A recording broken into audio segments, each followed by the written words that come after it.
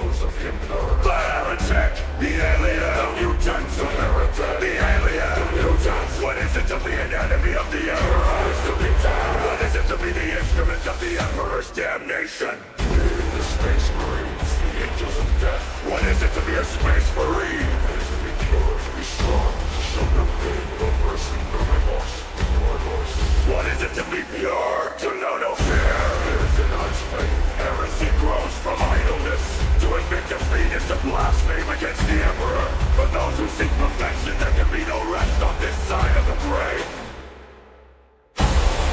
Even a man who has nothing can still offer his life. The man who has nothing can still have faith. Success is measured in blood. Yours or your enemies. For the Emperor. For the Emperor. For the Emperor. For the Emperor. For the Emperor. This is the hope of moment. This is the hope made to the throne. This is the Blackthrone.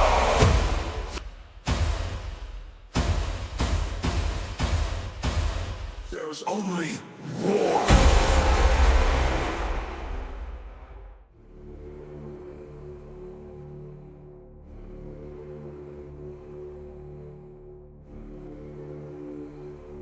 Finally, it has come. That which we feared most. You told me a long time ago, old friend, one must always leave one's mark upon a plan. Without a signature, a plan is meaningless. One must devote oneself to it. Utterly. With total conviction. I have lain my hand upon this plan, this terminus decree, this fail-safe.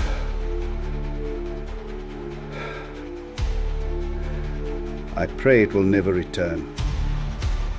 For when it returns, the galaxy will never be the same again. The fires of war will have been to embers as to what is to come. My sigil rests alongside your own. We have both given ourselves to this. I offer no comfort. Make no mistake, it will return. When it does,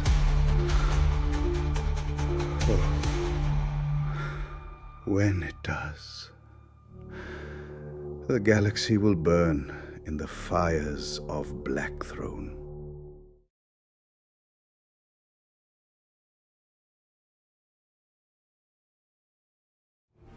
Hello and welcome to Tattletales RPG, where once again, against my better judgment, we are live. You join us tonight on a very different night, because it's not Friday, nor Saturday, nor Monday. It is Thursday, named after the Nordic god for Fool's Day. Which is a weird day, because we don't usually have 40k on a Thursday, but we are back with Warzone Blackthrone. A whole new campaign. And my wife is smirking at me. You sound like you're giving an assembly to a... Hello and welcome, kids! Today we're celebrating Jesus. No. Welcome to the 40k campaign, The Return of Christ. What an idea. Someone write that down. The real emperor the whole time. Exactly. Hang on, isn't that just I think sessions? it's bad to mention that we're all playing Romans then. Oh god. Oh no. Hey, I write the plot. He wins this time. He wins this time. We don't have to worry about that. Our DM has made a great song about what the Romans have given us. I should stress I made a song for the students at the school I work at. Not to be used lightly. Either way, we are actually live on a Thursday, which is quite rare. But we are now turning to a different campaign, still set within the Blackthrone narrative, and set alongside Salvation, Crimes of the Custodes, the Orc campaign, and the Path to Glory campaign. God, we've had a lot of 40k campaigns. This is the story of Pertinax Castellus, and of his allies in the form of a rogue trader and her crew. This is the story of the foundation of the Imperial Banes. So I want our players to cast their minds back, those of us that were here, and for those of us who are not, to picture for us an Imperium more divided than it has ever been. It is becoming common knowledge, or at least common superstition, that the son of the God Emperor of mankind, the biological child of his eminence aboard the Golden Throne, has been found, and is expected to emerge from the warp, in orbit around a planet known only as Pandoric. Where this planet's location is unknown. How the son of the Emperor will divide the cosmos is unknown. As it stands currently, everything hangs in the balance as a quiet, for the first time in 10 millennia, has fallen across the galaxy. For in the far distant future of the 41st to 42nd millennium, there is only war. We cast our minds back to months ago in the real world, where Kill Team Salvation, led by Inquisitor Valerie Reed, were captured and brought to Lunar, the home of the gene vaults of the Adeptus Mechanicus, the genetic weaves of the Lunari Selenite cults, and of course the seat of inquisitorial power. Here they were interrogated, and it was here that they did their escape.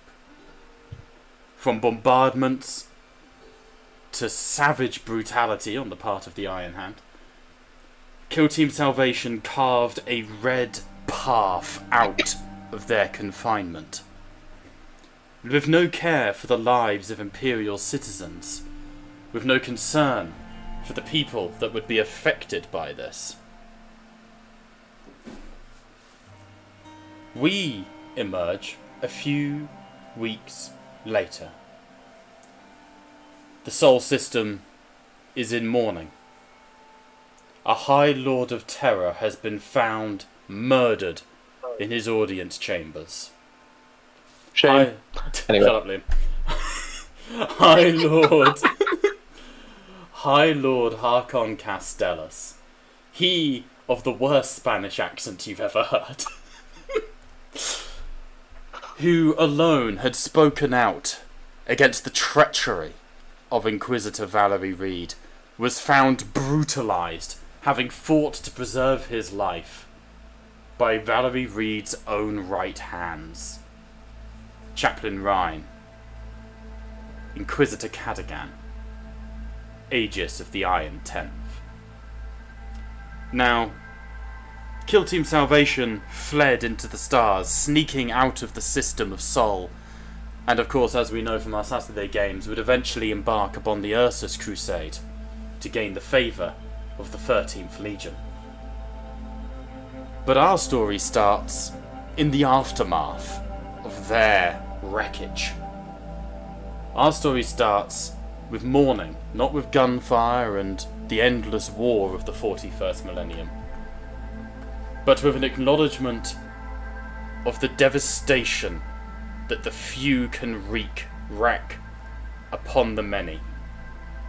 Picture, if you will, the streets of holy terror, bathed in golden light. The sky is never quite empty. Fault lines can be seen, cracks in the ozone and in the cosmos, depending on your proximity to the Astronomicon and to his divine emperor's will.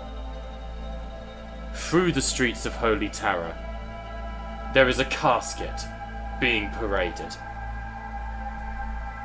5 meters long, 4 meters tall, made of black iron and obsidian, with protective wards and the symbol of the Ordo Hereticus emblazoned upon its side. Flowers are thrown. Widows weep. Marching ahead of this sarcophagus, before it, behind it, and with an honour guard bearing it upon their shoulders, a weight that would crush any lesser man, are the 7th Legion Astartes, the Imperial Fists.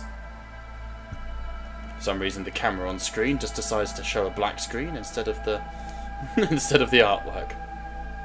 Oof. POV, you're inside the casket. Let me out! Surprise! I'm back! It's a me! I got Castella's has returned! There he is. There he is! There he Good is. job, boy. That This sounds was more meant- Italian. This Yeah, was he- meant to be the yeah. most menacing man in the Imperium! It did not. There's a reason he died. Yeah, his son didn't adopt the accent, unfortunately. Barcelona. Yeah, his son took after his mother. Yeah, quite. Who speaks with a strong African accent, so prepare yourselves for that. I'm Oh, boy. joking. I don't want to get banned no. that quickly. We're getting banned at this house? Oh, we've already been banned in Russia, like as a company. Like, genuinely, we've been banned in Should countries. you be admitting that on YouTube? Why not? Well- Who cares? YouTube's not my Fair revenue. enough. Well, there's the fact. It's simply the fact that we're LGBT compliant. Yeah, that's probably what got us banned. Liam got us banned in Russia. There you go. We can blame Liam. How dare you! You're taking And away you know his what? passive income for the GM. How dare you? On behalf of the entirety of the community, I'm sorry. To the Russian community that was avid followers of our campaigns. But returning back to the scene, as dawn breaks across Terra, the procession of Castellus makes its way. From the glory of the High Lord, there is an undercurrent of anger. There are rumours. The new chapter master of the Imperial Fists, a savage political appointee by the name of Castranus, has taken the lead. Liam, like, we hate that guy. Have taken... No, he's my boy. I made know the he's your damn former character, but we hate that guy. There are rumours that he has requisitioned the gene cults of Lunar, the armories of Mars, and here, in the triumphal square of the Imperial Palace, where Harkon Castellus is being laid to rest, within sight of the height, the peak of the Astronomicon, the Himalayas, there are rumours that the Imperial Fists are once again regaining Legion strength. And to see them marching like this, so many Primaris Marines, new bloods, those rumours seem to have some validation to them. The Codex Astartes and its author are a distant concept, and a very, very distant enemy. But our story does not start with Harkon Castellus' funeral. Because despite the loss the Imperium has suffered at the hands of the arch-traitor and at the hands of his servant, Valerie Reed, there are some people who still need to get the job done. We pan across the cosmos to Lunar, where a smorgasbord of interesting individuals are making their way through an inquisitorial stronghold called Xylem. This is the seat of power for the Inquisition here on Lunar. If I show you you should be able to see it. Why does it zoom in bottom right every time I change the map? It's so annoying. Here is the map of Lunar, pardon me, that we will be using a fair bit. Xylem is located roughly to the south continent of the moon, far enough away from the destroyed prison that housed the renegades, so that it was undamaged and unscathed by the noble orbital bombardment of Harkon Castellus, called in upon himself. The inquisitorial stronghold dominates the surrounding skyline, a beacon of justice in an incredibly unjust galaxy. Hey, I'm trying to add flavour here. Sorry. I'm only joking, it's fine. As greeting our party as you move in, at the head is a heavy pair of iron doors with the mixed symbol of the Inquisition, the eagle of the Imperium, the Aquila, and the Cog Mechanicum. At the head of our party is seemingly the most normal of everyone there. Yep. Dark-haired, sleek, and with the regal bearing of nobility. Rob, if you would like to introduce your character. Yes. Sitting up, fully straight, just looking around, just ogling the obvious display of power here. Our good old our lordly rogue trader, Lord Heli Boreal von Redwood, enter with a mixed feeling of the growing mundanity of it all, but it's also a growing hatred of whatever happened to her cousin. Kind of constantly looking down at her various gears and weapons, just double checking everything is set. She stands nervously, pacing around, waiting for the door to be answered.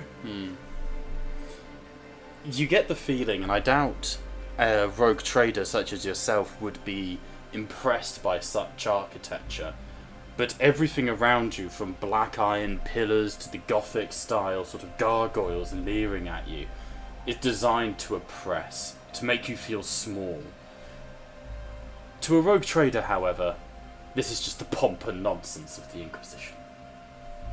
Perhaps feeling slightly more nervous, especially considering your surroundings, clad in a unique sort of war gear of a mixture of Xenos tech and Imperial armaments, if our delightful Tau could introduce themselves.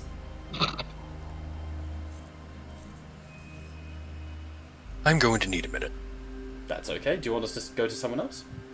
Yes, please. That's no issue. As the Tau is being impacted by the Imperial welcome, and not to say the very least, the Skitari vanguard that are forever just hovering out of sight, on the rogue trader's left side, well, I would like to know what Officer Wallace makes of all of this. Officer Wallace is looking up at the tower, and he just sees like the admittedly, in his opinion, the sheer gaudiness of it all, and he just does like a small whistle. Oh God, I can't whistle. Anyway, That's okay. But he whistles. Sorry. He whistles and just says, I wonder how many people are buried in their walls. How many lives it took to even build such a structure. No matter. Got a job to do, right? I just hope A lot of they wasted cooperate. funds, wasted labor, wasted everything. It's ultimate No, inefficiency. if only there was a vision as the Arbades. But alas, not all can be as good as we are. No. I'm getting major Synfeast Hell, adjacent a little vibes. bit, but not intentionally. No, that's a good thing. They're my Space Marine chapter. I will say that as you comment upon the efficiency, specifically, of the construction of this place and how it could be run better, you do detect a certain bristling from the Skitari watching you, like who escorted you here. And does anyone speak Binaric That's a good question. within the party? No. I only speak 110112. The Orc, no. Liam, for example, would you speak Binaric? Yes, very efficiently. So, as you're saying this, Wallace, I'm going to use character names I've decided off the top of the hat. As you're saying this, Wallace, one of your allies who has served with you aboard the vessel of your rogue trader von Redwood you would know to keep an eye on the Skitarii. And even amongst Skitarii, Orion Gamma Ray Adjunct 6 is augmetically enhanced beyond belief. You can see a bit of head left, and you think that might be it. However, as you're sort of conversing, Orion, you activate your transmission inputs, your audio inputs, and you hear scattered binaric over the noosphere of your cousins in the Lunar clade Skitarii. And they're essentially talking shit about you guys, that you don't know what the fuck you're looking at, that this place was built in incredible time and efficiency, with minimal damage to slave stock, and, to the glory of the Omnissiah. You're being chatted about.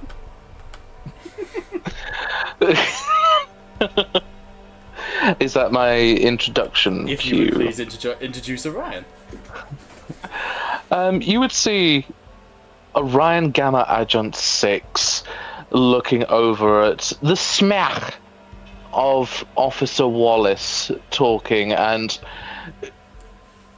the antenna on the side of his head, it would effectively twitch for a moment. Officer Wallace, you have amused my colleagues.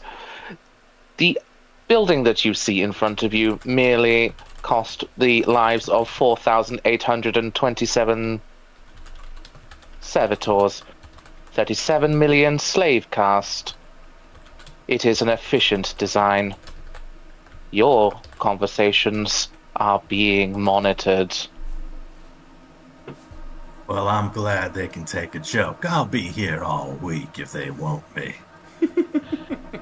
That's why you've been invited. Liam and Wallace looking back at the Skitarii. If either of you want to make an insight check, no need to modify the DN, just DN free. If you would like to. I can't make that check. Why not? Yes, I do not have ownership. What? I did all the ownership. I see. Legitimately You have an cannot insight of 1!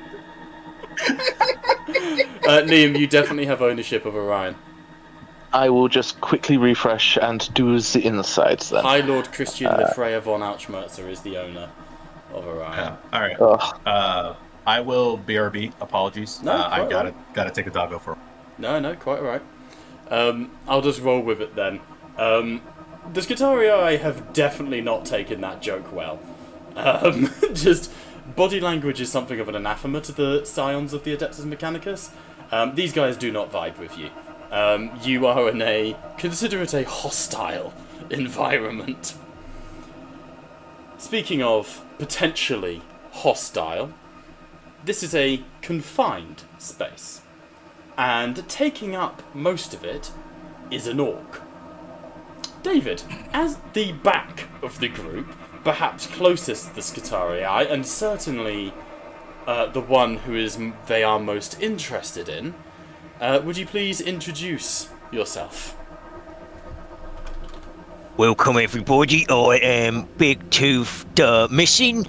I can see lots of little puny little mechie boys around. Although I think they've got a few Daka makers on them, so I'll keep my eyes on them. But the little mechie boys just they're like what they like again? Yeah, they're like the grots. They're like the grots that used to carry me hammer. Tiny. All fragile, just give them a little push and they go, and yeah. My name is Big Tooth the Mission, and Big Tooth the Missing. I got lost. Anyone who didn't hear that. And I was gonna crump, but then I got lost. The thing is, we laugh now, but in 30, 40 sessions from now, we'll all be crying as he is renamed Big Tooth the Found. And yeah, he's one of them things, well, I don't know, I think he was a weird boy. I think it was a weird boy that did it, but yeah. Okay. And don't let that knob. The orc has been with the rogue trader for some time, and is perhaps the second most controversial member of the party. That is weird. Liam's doing it for me as well, Liam. Something is up with your character sheet. I will try and fix it in the background. It was working. It was working 5 minutes ago. I saw you rolling your cord claw, right? I can do the combat checks for the gear. It's not skills. Which implies something is affecting your skills. Give me 5 minutes. I'll go through it. But there is one other, however, who is perhaps considered a bit more confusing than the orc. And we return to the one stood slightly to the side that the Skitarii have already done biometric scans of. Are we feeling it, Gator? Just a sec. Yeah, no stress, mate. There's no rush. You said he's standing by the side of the rogue trader, right? Yeah. You guys are basically waiting to be allowed in. So, he is effectively standing guard. Both swords are sheathed, but very clearly look ready to be drawn at a moment's notice. And he isn't talking much. So, through his body language, you can see that he is basically focused on acting as what is effectively an alien guard dog. Yeah? He is keeping an eye on the tower, but more or less keeping an eye on the Skitarii in the event that they somehow take too much offense to Wallace. Okay. Ooh. In that case, if you would like to lead us with a check here, I'll give you the choice. Would you like to either make an insight check or a tech check? And I'll give you different responses depending on what you get. I think it might be best if I attempt a... What was the other one? So either tech or insight, and I'll give you slightly different responses depending on what you get. I'm gonna go with insight. Insight. Give it a roll. Don't need to change the DN, it should be free. There we go. Liam, I have fixed your character sheet. It was your trademark weapon. I have assigned it to your cord claw, and you can now do stuff. Thank you, Bobby. On 5 successes, Shazla, these humans, or as some of the elders of your tribe referred to them as, monkey, these ones are strange. You within the Tau have an understanding of the serenity, the harmony of the body, the spirit, and the weapon. Real Zen shit. These humans don't seem to understand that balance is required. They have tried to make those 3 elements into one. They have forged themselves into a crucible of flesh and iron. And what you see are hollow men. People with no purpose to them. And I think, from a character perspective, there's a sense of pride in that even though they're clearly looking down at you, or hostile to you, you are of purpose. You are the guard to this rogue trader. And there is no one better at that duty than yourself. Whereas these, they may as well be shield drones, as far as you can see. Now, There's a slight grin under his helmet. the Skitarii eventually part. And another figure moves towards the party as the door begins to open. This figure is not a member of the rogue trader's retinue, but upon his greatcoat he does bear the imperial insignia of the Ordo Hereticus. And on the other two coats, on the other lapel, but he bears the insignia of Harkon Castellus, the late High Lord of Terror. But his bearings are more powerful, stronger. Andrew, if you would like to introduce yourself to the party, unlike everyone else here, you are not amongst friends. You have never encountered this rogue trader before. In fact, I suspect your character has never met a rogue trader before, but you have undoubtedly heard the rumours of their boundless ego, their influence and their ability to flaunt the Lex Imperialis. And as you approach this party that you have been assigned to regulate and monitor, you see an orc, a Tau, a Skitari walk into a bar, and as far as you're concerned, nothing funny happens. If you would please introduce Commissar Andrews Constantine. Alright, well, obviously I'm just walking over, taking it all in, taking my second coat off because it's getting a bit hot. And yeah, I'm looking up in despair, wondering to myself, how did it ever get this far? And naturally, I am displeased by the presence of an orc and a Xenos. Okay. What does your character look like? Is there any sort of significant augmentations or bearing? Or could he just blend in with the guard? Like there's no difference between this man and like a frontline commissar? Well, I've got my augmetic eye and subdermal armor and an augmetic arm. I suppose you could say I just look like any grizzled veteran commissar. Okay. Alright. As this commissar approaches the party, he stands with you as though a member of your team. Any comments or anything you wish to do before I open the doors? Can I help you? I've been sent here to watch over you and this questionable rabble. Assessment: this questionable rabble is consistent of loyalists, though I do agree the presence of Xenos is not ideal. It is far from ideal. The Xenos is filth. The Xenos is abhorrent. The Xenos should be killed. You do know who you're talking to, right?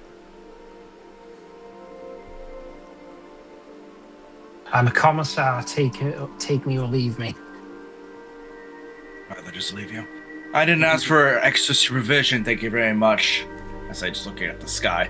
As you say that, the doors begin to open, and a vox over the speaker on the intercom, you hear, "You may have not asked for supervision, but I insisted upon it." And the doors swing wide, revealing a heavy imperial chamber, styled like a Gothic church with high stained glass windows that depict the siege of Lunar in the first days of the Scouring. The apothecarian, I forget his name, it's like Cruel or something, the apothecarian of the Sons of Horus, who was cut down here as the 13th Legion reclaimed the moon after the assault upon Terra itself. Dominating the central structure of the room, as Bob tries to find the fucking artwork he made of this shit, dominating the central structure of the room is an enormous table with star maps, battle plans, holographic displays arching across it. Statues of the Primarchs and of the God Emperor decorate the ceiling and the walls. But stood at the end of the table, with the wings of the Imperial Aquila dominating behind him, is a man whose face you almost recognise. He bears a likeness to the Vox replays of Harkon Castellus that are being broadcast across Terra. And as he says that, he turns off his Vox, and he beckons you all to enter.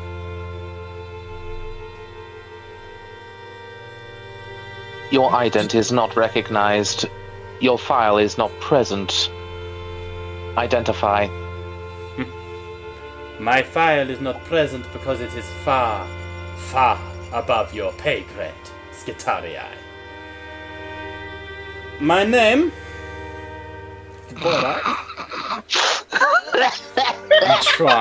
I'm trying. My that's name. who we- Go on, sorry, go on, Kate. go on. No, like Wallace would just whistle as he sees all this fancy stuff. It's like, wonder how many thrones it took to make it look this good. Oh, it must have cost him a lot of teeth, bud. Must have cost him a lot of teeth. It cost teeth, thrones, blood, and tears. This is Xylem, the home of the Inquisition. And yet, its halls ring empty. There are no Inquisitors here to greet you. Just I. You may ask, Sure about that. why? I am no Inquisitor. I have killed them. They are dead. Their bodies are being thrown outside for heresy. Please, my friends, take a seat. The York will have to stand. And York just please, picks a chair up and just tries to and puts it on his shoulder. like squat. No. No, quite literally, he said, "Take a seat." I am You just fucking that dumb okay. that I will just take the seat. No. Put the chair down. Put the chair down. He said I could take it, boss. Yeah, I'm telling you to put the chair down. So put the chair down. Oh, Sorry about it. He takes these a little too literally sometimes. You see the man smile quite warmly, weirdly, despite his apparel. And the man looks like what I've depicted on screen for you. He's wearing quite ornate ceremonial armor, but he is wearing these black robes that are not dissimilar to the sort of robes of the ecclesiarchy when they are in mourning for an imperial saint. One side of his face is horrifically mangled and carved away, with sort of the shaved sides because the hair can't really grow there properly, but he does have blonde hair arcing across his back going down sort of towards like a rat's tail towards his neck. And as you all take your seats, he remains standing at the head of the table. I feel like it would be a good thing to note that Corva is going to be standing unless told otherwise by the rogue trader. Yeah, fair. I'll let you have your preference. No one will tell you to sit down. Fair enough, he feels standing is better in case this is an ambush. Orion. Oh, No, please. absolutely. Please. No. absolute rudeness. How dare you, as a DM, think you can control the session? Orion will take a seat, however, just in an attempt to flex that even sat down as Scutarii is still dangerous. Both the servo arm and the cord claw will twitch. The figure moves around to the head of the table and places both hands upon it before leaning across. The doors are closed. The vox is dampened. There is no way what is said within this room leaves this room without treachery. The galaxy does not know of my existence yet, but it will. I am High Lord Imperial Regent Pertinax Casteras. My father's funeral is currently in process, but I have businesses of state to attend to. And so I welcome you to my new home. I welcome all of you.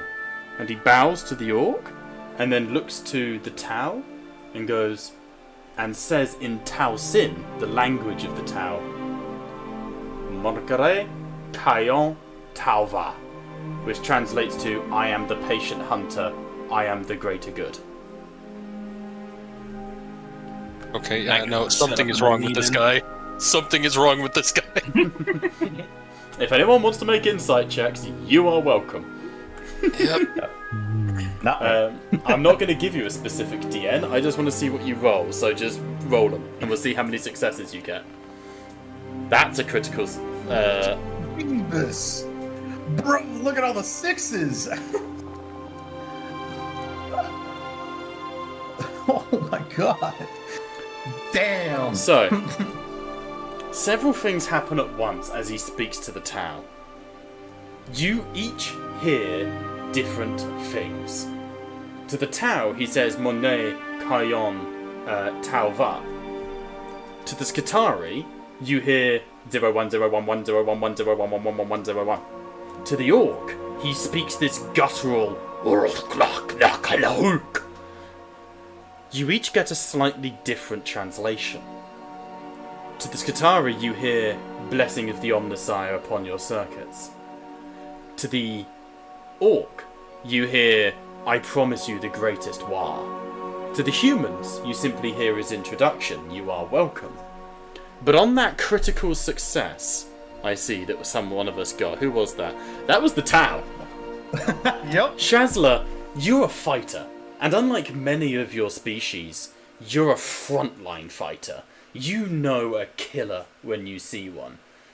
And the Tau are an incredibly perceptive species. It's what makes you such excellent marksmen. But you've trained to read people, to see when they're going to attack. And you see that this man is not hostile to you, but nor is he entirely sane. There's just that glint behind the eyes, a glint that some of you would only know had you met Inquisitor Valerie Reed. There's the glint of the zealot, of the madman with a purpose. Did you just bow to an orc? But of course. He is a guest within my home. I like this one.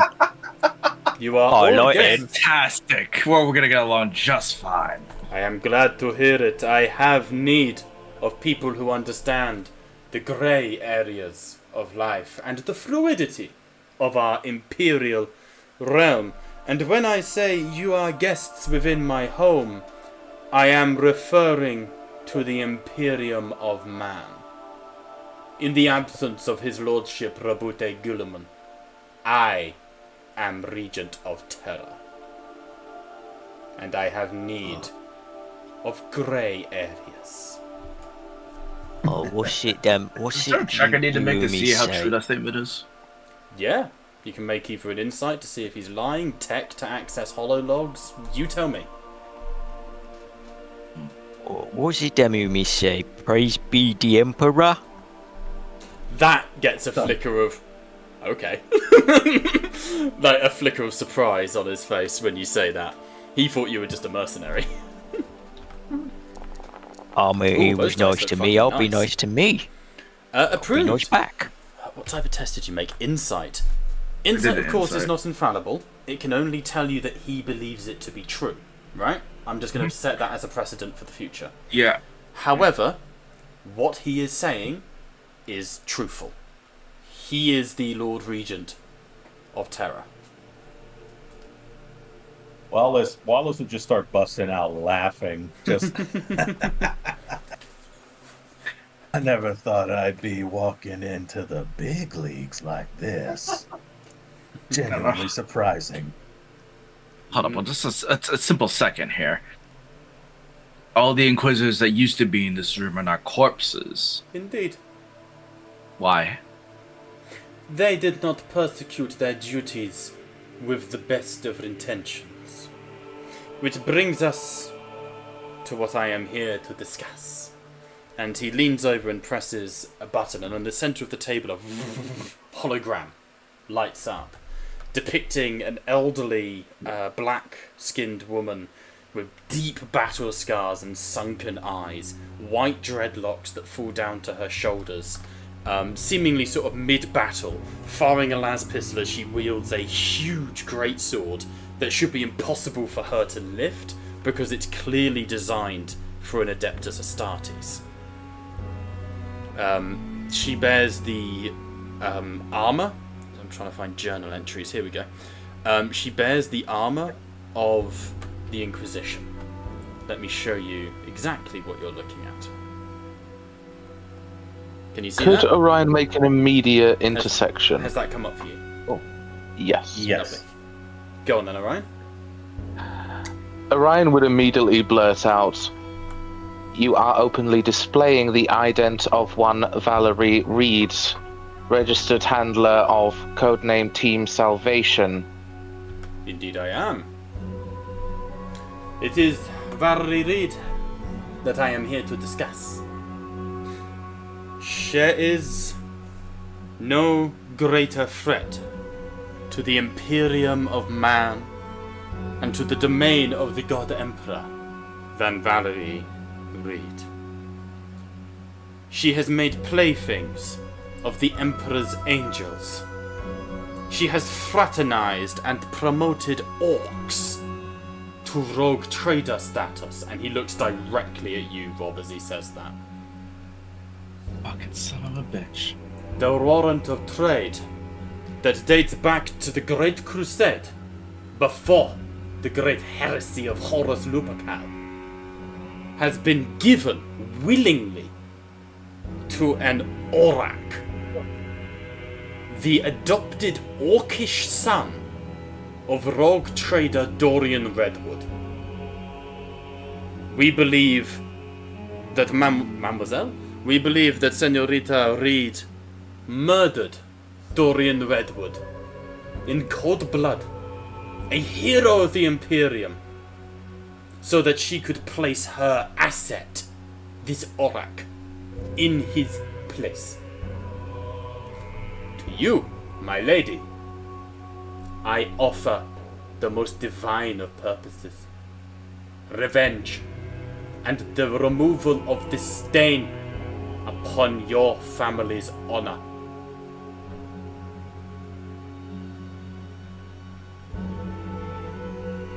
Mission to speak, Lord Trader. 1 second.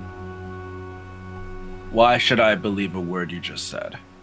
You are welcome to review any of my dockets and files. I have no reason to lie to you. I require your aid, and I have done what I can to bring us together in this time. If you wish the truth of my words, look to the Ursus Crusade, where the Lion of Caliban fights alongside this orcish rogue trader. You are welcome to review the footage. It is howling. Yeah, I'll make sure that everything gets scanned and cleared by my technomancer. Absolutely. Go through everything. You would call back to your technomancer, who I am quickly finding the name of. Where is it? I haven't got them on Foundry yet, it's one of the things. But you do briefly sort of open a Vox. It's been suppressed here, but you see Castellus' ident code allow you to make that communicate. Like, he lets you through. And you get through to are you going for Julius Umbral, or who are you going for? I was actually going to go for the Liam's character's name, which I completely forgot. Oh, so I just Orion, absolutely. Yeah. I'll send him over to Orion, knowing that any signal I send out here is going to be whatever he wants my crew to see. So the most authentic reading I could get is from Orion right now. Orion would grab the data slate with his servo arm, and you would see several beams go out of the reticules. That are his eyes. He don't have them no more. He blind. He sees in binary. Tactical report 741-4-Omega-3. Clearance High Lord status. Most recent reports. Kill Team Salvation had recovered assets from the depths of terror, had been transferred to the Lunar base. Footage of Harkon Castellus' private quarters indicate several members of Kill Team Salvation assailed the High Lord of Terror. This footage is genuine, audio registered genuine. There is no doctor's footage. As he starts to say that, you would start seeing the replay of the footage of Harkon Castellus' last words declaring Reed traitor. But you would scrub through the footage, and you see Pertinax waits just sort of patiently until eventually you see some of the most recent files that are only sort of weeks old. Obviously this is 40k, shit takes time. And you would see an orc considerably larger than David's character, an orc of war boss stature, wearing a torn, ragged purple coat in the colours of your family, Rob, wielding a pair of imperial power fists, sort of fighting like a silverback gorilla, crushing what appeared to be like rat men on a snowy moon. It would appear that what Pertinax is saying is authentic, is the truth, or at least a version of it.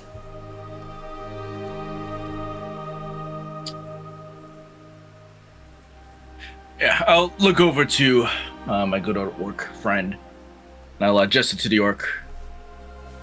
Do you know who that is? Oh, boss. I know, I've seen that grunt before. Looks like a right pompous so-and-so. You could make, just on the absolute off chance, it's not likely, because you only have 1 dice, but if you could make a scholar check, and if you get a 6, you've maybe heard of him.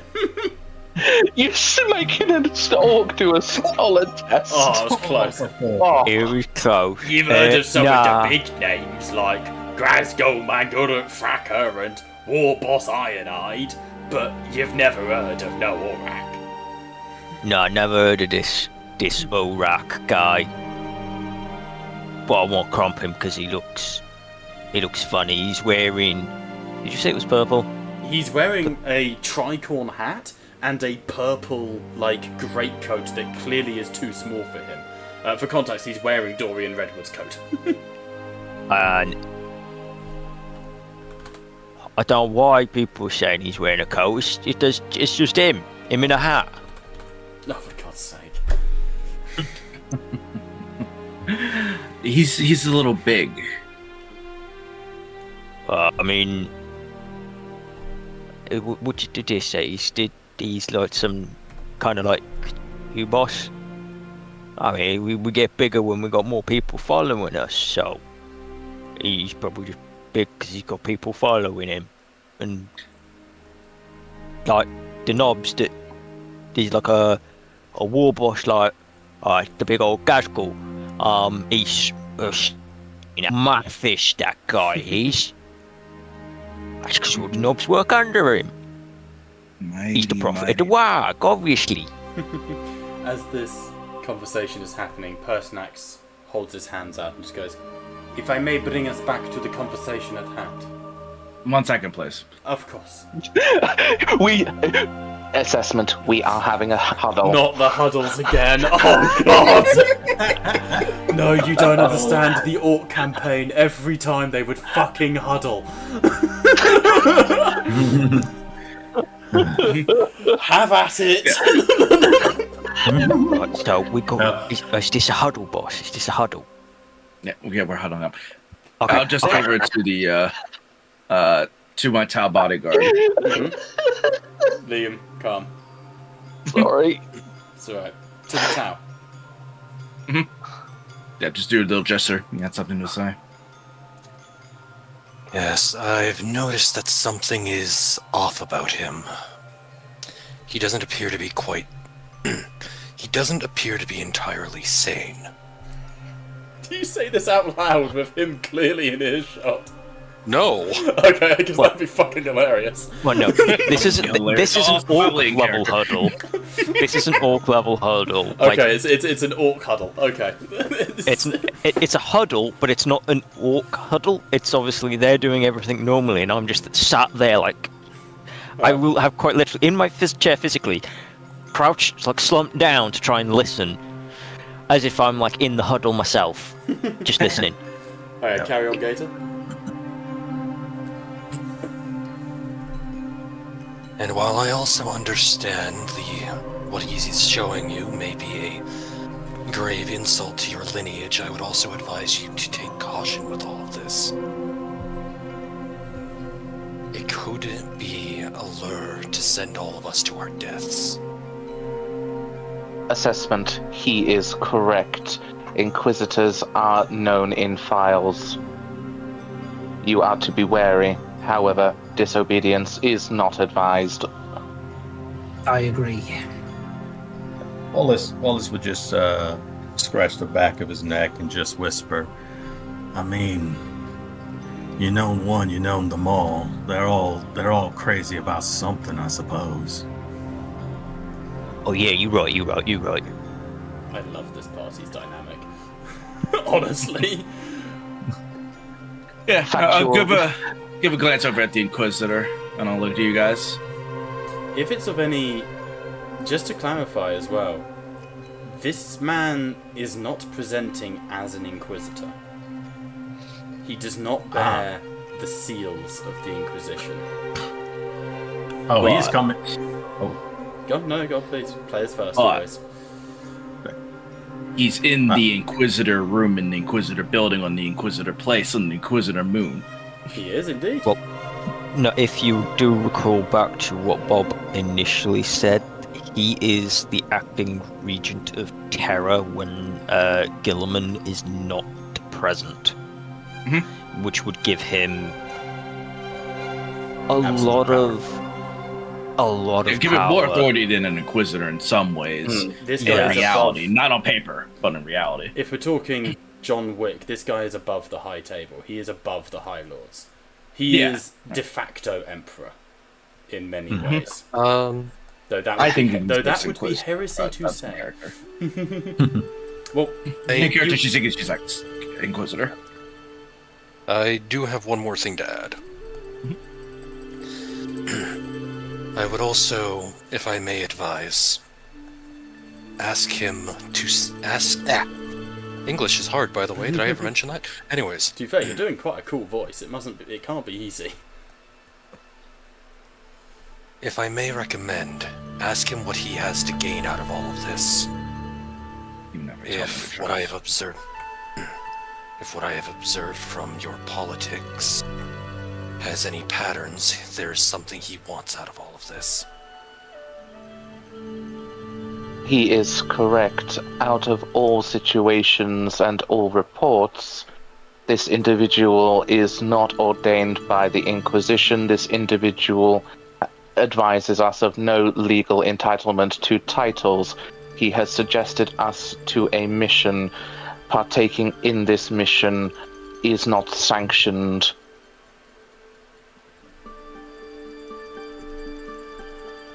So think for a moment. You know, I'll lean back and look at this totally not Inquisitor, and I'll say 2 questions. 1, who's this? I point to Pat's character. And the second question?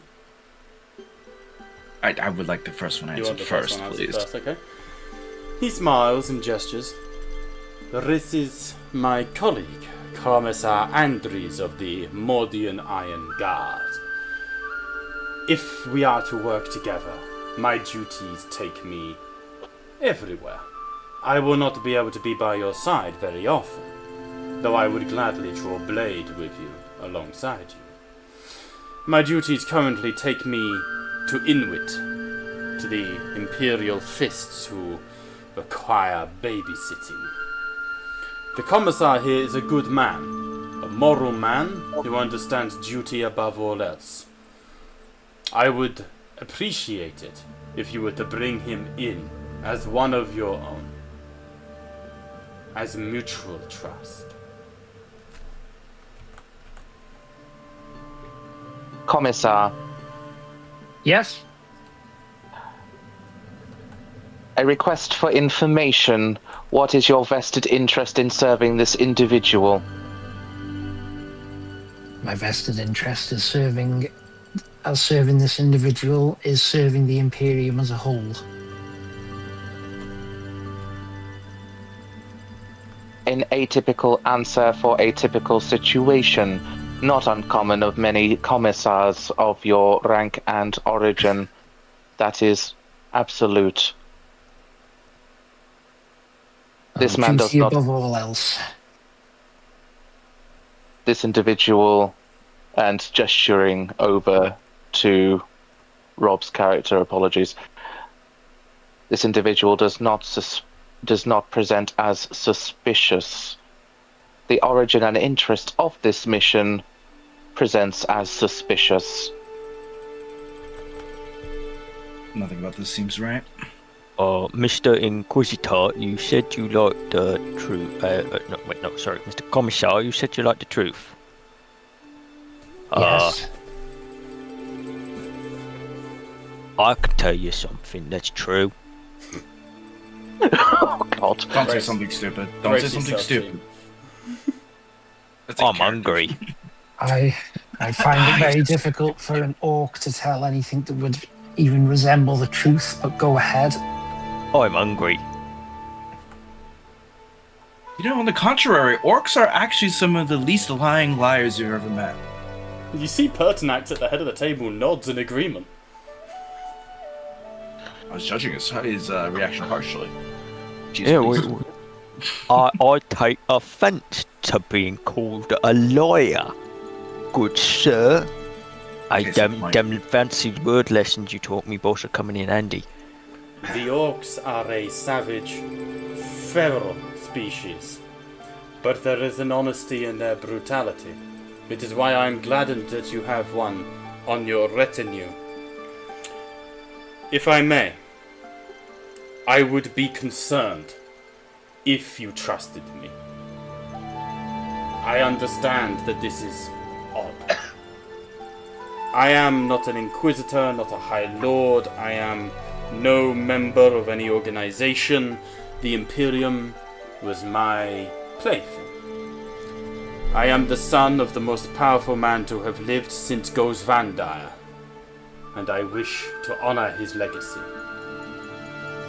I am not asking anything of you that would put you in more danger than I think is fair.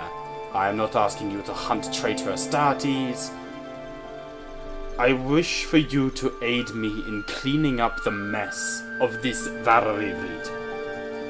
If you do not need to trust me to wish to do this. This will serve the Imperium irregardless of our burgeoning friendship. I hope to be a friend to you, an ally, a mentor, and an employer. But I do not require it. I will enact these actions with or without you. That is why I have called you to make an agreement, not order you. Unlike Valerie Reed, unlike the sniveling bureaucrats of terror, I respect the warrant of trade that you have.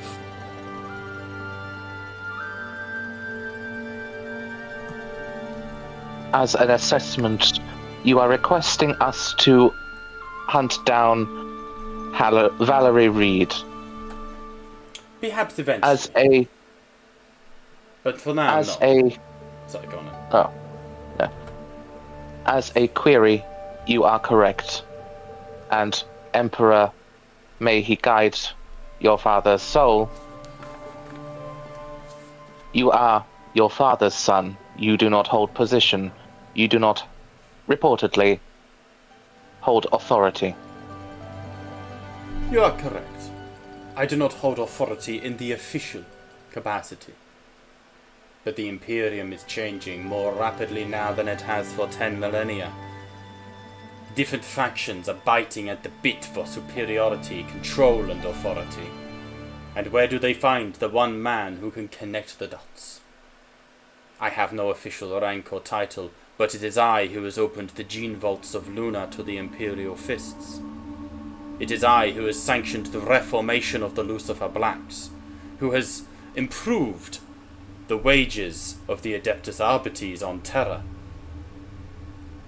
Nothing moves without my hand.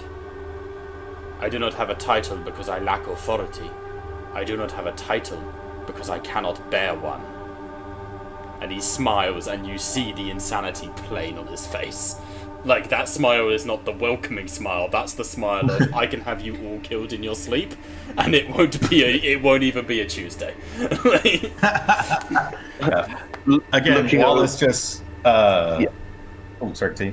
To clarify, you're looking at the Illuminati. It's one dude. But go on. Yeah, no, they're just literally like looking over to you. Like I would like be in an absolute shock, and I, as a Skitaria, I would not know how to respond to that. You don't have a position. You don't have a title. But yeah, Wallace would laugh. He would just kind of give out a hearty laugh. Oh, I've seen those eyes before. Many, many times. Oh, 1 second. Arg.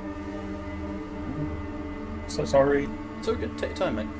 He smiles at response to that and he goes, "Which is my conviction. There are no Adeptus Astartes in this room. Reed uses them like playthings, like toys. The Emperor's angels die at her command. I wish to remind the Imperium who it was built for. Us! Humanity. Orc notwithstanding, town notwithstanding. Like I say, there is mess to clean up. Have any of you heard of Avalos?" I'm trying to push the conversation along because I don't want to be sat on the same screen. Is Is there a sort of check for that? Yeah, Scholar DN1. It's really well known. There was, for context, it's the opening of this campaign. Liam, your Skitarii would probably just know it off the bat because it's on the datanet. All right. Let's see. I'm really yeah, jealous well, of those black and yellow trim dice. They look really nice. I just made them using the sources you gave me. They just look fucking cool. I made little moon dice. Like... Out of curiosity, Andrew, are you aware on how to make those checks? I'm guessing, do I just click on the word scholar? Yeah, you do, and it would come up with a little drop box which lets you change the DN. There'll be modifiers on the right if you've got buffs to them. I'd also say, if anyone ever wants to re-roll a check, you can right-click on your result in the chat box and click re-roll with Wrath, but you only get 2 Wrath a session, so it's worth saving it for, you know, attack rolls and death saves and stuff like that. Right, so... Oh, go on. Oh, sorry. No, The please, dialogue go ahead. modifier. Do I just click scholar test? Yes, because it is a scholar test, so I believe you. So I believe you do get a buff to them. Okay, so that gives me a dice roll of 9. Nice. DN of 3. Is that right? Or... Yeah, you have up. Oh, so if you hover over it, it will tell you what gives you the modifier. Your scholar test gets a bonus thanks to your Imperial Guardsman uplifting primer. Big win, boys, for the uplifting primer. That's hilarious. And then you just click roll test. Right, so it's a 3, 9, and a 1, and then just Yep. click roll. Yeah. Yep, perfect. Okay, let's see what happens. There you go. There's your dice. Critical success. He wins these. Which That's a ups lot you of- He another wins glory. these. So you'll notice on the right-hand side of your screen, or wherever you put it, there's Wrath and Glory, the name of the session of the system. Oh, I didn't get it. Don't know nothing. Abaddon I is don't that know a type something. of pastry. You can. The Glory is a group resource that you can spend to add extra dice to your roll. Say our Tau friend leaps in the way of a las cannon shot to save the rogue trader, you might be like, yes, take all the glory and add 5 to your roll to do so, you know? On counter side, there's Ruin, which is the exact same, but for me. It's harder for me to generate Ruin because it relies on you guys fucking up. But I start with more, but you guys can generate more throughout the session. I mean, we've had sessions where you've had combats where you guys have ended up with like 30 glory and stuff like that. It's all about go big or go home. Alright, I'm in. So, with multiple successes across the board, you guys have heard of Avalos. It's over the data network. It's rare for any planet in the Imperium of Man to be recognizable. You know, Cadia, because everyone knows it, you know, Mars, all of this. Avalos has gone down in history because out of seemingly nowhere, it was destroyed. Avalos was an incredibly wealthy planet that funded Forge Worlds, guard regiments. It was like the Iron Bank of Bravos. It wasn't a direct Forge World or guard army, but it funded other assets. So when Avalos had been exterminatus, it sent ripples through the segmentum solar. And as this is sort of being said, Castellus presses another button on his sheet, on his holo display. Hang on, if Bob could spell Avalos. And you would see this, which I believe you should be able to see. I don't think token vision's a thing. No, good. Those were the days. Yeah, you did that, Liam. The planet sundering as it's torn in half by cyclonic torpedoes. And I think there's a wince that goes around the room, but perhaps most of all for the Tau, because you're all about like the preservation of efficiency and life, and also for the Skitarii in that regard. This is a waste. This is Exterminatus. The planet is being detonated. With the most uplifting music, it's true. One moment, I can change it to After the War. Make it sad music. Yeah.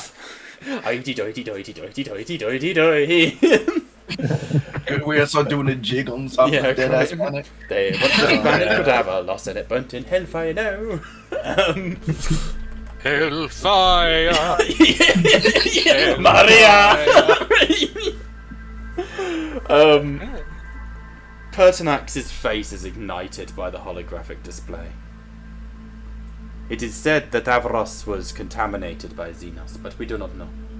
Nobody checked in. Nobody told. All that is known is that Kill Team Salvation went to Avros, and within the week, Exterminatus was declared. At the time, we assumed that the Inquisitor had good reason. Perhaps they were traitors. Perhaps heretics. Perhaps Xenos. Gene Stealer. Who knows? We know that a Gene Stealer is present. We will come to that. But no one checked in. And with her actions now, and her declaration of excommunicate traitoris, we can only assume that Valerie Reed wished to take an asset away from the Imperium of Man. The tendril that assailed Avaros did not simply disappear. Hyfrid Jormungandr still threatens the system. And is she there fighting the good fight? No. She has fled. Many bioforms escaped. Xenos survived when millions of the Emperor's servants were purged in hellfire. Which brings me to a delicate matter. The mission I would have you embark upon. Because all of this leads to one more place. If you wish for evidence of my right, my Cassius Belli, of my divine will. And he brings up schematics for a space station. At first, all of the text is redacted, and Liam, no need for a tech check. The clearances go above the high table. This data wouldn't even be open to review in a council session of the High Lords. It would have to be released by direct word of the God Emperor or a custodian. Right? And before your eyes, the data unscrambles with Pertinax's clearance code. Blackthrone. Occupation, defense satellite. Inhabitant, 1. Protectorate, Clan Tenbarra. Iron Hand's 10th Legion. Rumoured assailant, Constantine Valdor, Legio Custodes. Data flickers through, and you see Pertinax's smile come back. All roads lead to the Blackthrone. Who claims the Son of Man, the Emmanuel, the child of divinity, claims the Imperium, claims humanity's birthright. We cannot allow it to fall into the hands of Valerie Reed. No more so than we can allow it to fall into the hands of the Despoiler, or Grazgol Mag Uruk Fraka. Nor Eldari or anyone else. It must be humanity. And as he says humanity, he almost says me.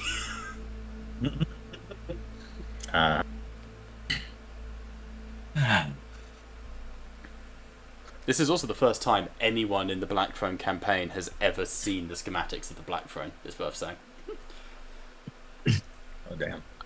Yeah, I'm just nutting in private currently. It's in It's fact. been 2 years. Yeah. This is the first map in 2 years anyone has seen of this installation. What a beautiful, beautiful schematic here. Right for the taking. It will be the most holy crusade. And I have the backing of the Sons of Dawn, and many others come to fight alongside us. 50% of the Raven Guard stand with us. The wolves of Fenris howl. The Guard, the Death Corps of Krieg, the Mordians, all stand ready. I have had conference with the 13th Son. We all stand united. The Blackthrone must be claimed. And I would have you by my side when I do. For it will not be good versus evil. It will be the most heartbreaking of wars. Brother against brother, mother against daughter. And he smiles. We must be pure of intent.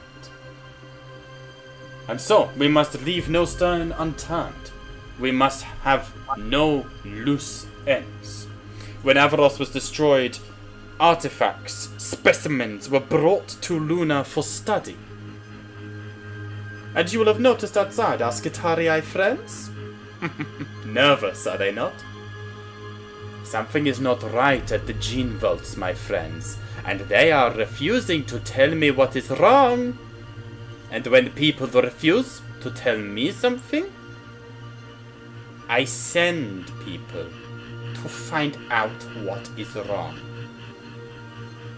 I require you to go to the gene vaults of Lunar. I require you to speak with the matriarch there. You have my seal of authority. If they are less than compliant, they are communique traitores, and you may purge them.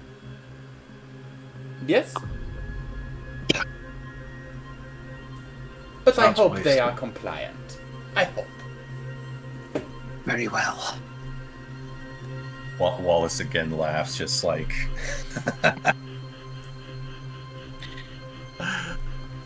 I'm assuming you're just simply asking for a favor, right?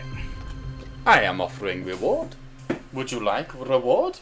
A payment? My armories will be open to you.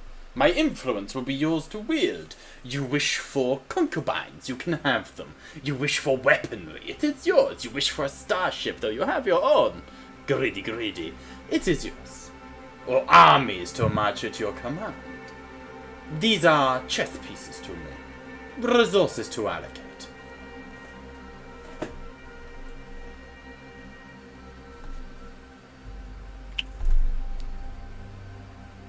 Fine.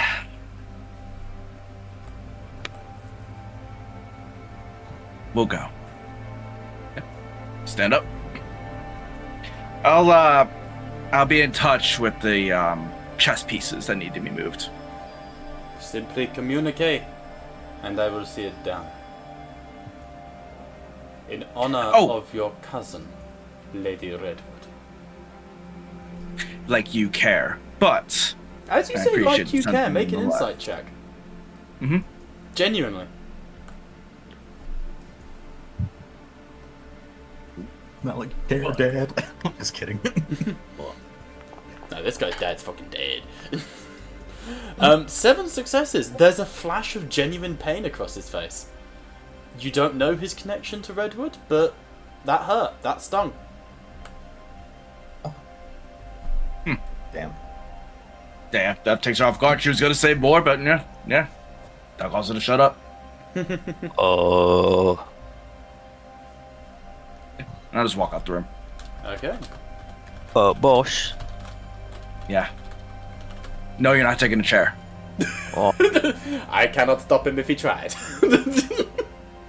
I'm sure you could, but and I got some of the fancy words, but I didn't get all of them. we're still Am I going through our crumping someone? lessons. Maybe. For now, you're gonna be big. I'm gonna lift my arms up and pull them out a little bit. You're gonna be big. You're gonna look Yeah. mean. Oh, I can do that, boss. All right, cool. Do that for like a day or so, and I'll feed you a steak or something. Yeah. Looking over the commissar, looking over the commissar, Orion would effectively just go give him the up and down. Query: you usually command platoons. Where are your platoons? Wherever they have fallen. If I may, you have some Mordian Iron Guard that you can draw upon. Right now, maybe not, because I'm still working on getting them into Foundry Forge, because obviously we built your character like an hour ago. It is on my list, but you do basically have, like, you probably don't have as many men under your command as, say, the Rogue Trader does, simply by nature of Rogue Traders essentially have a private army. But you would have at least a platoon of guardsmen with you. I do have with me at my disposal a platoon Get of them ready. Mordian Iron Guard. Who are Get them ready to to fight for and die. inspection. Oh, sorry.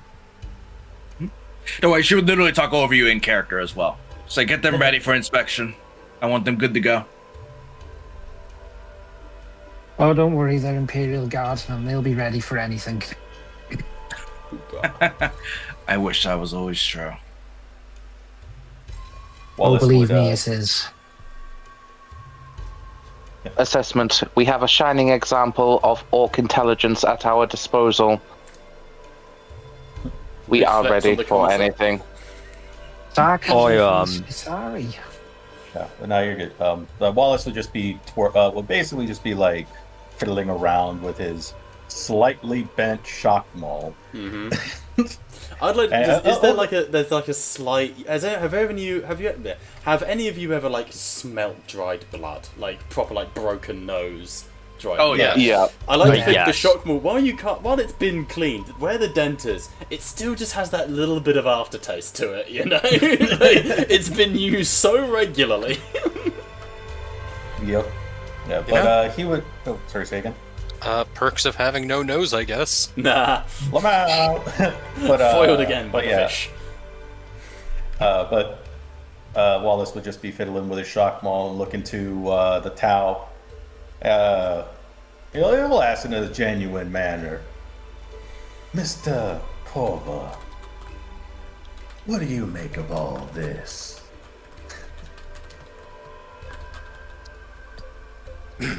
Jazla.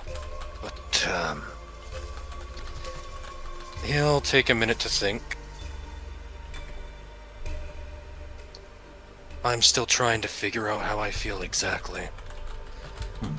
On one hand, I don't trust him. On the other, it doesn't seem like we have much of a choice. I may not be able to detect bullshit, but I always assume everyone's bullshitting, and Inquisitors are the biggest peddlers of it. He's no actual Inquisitor, that one. He's worse. As clarification, I can tell you for absolute certainty that individual believes what he says. Which I'm gonna makes test him his all the more, authority out.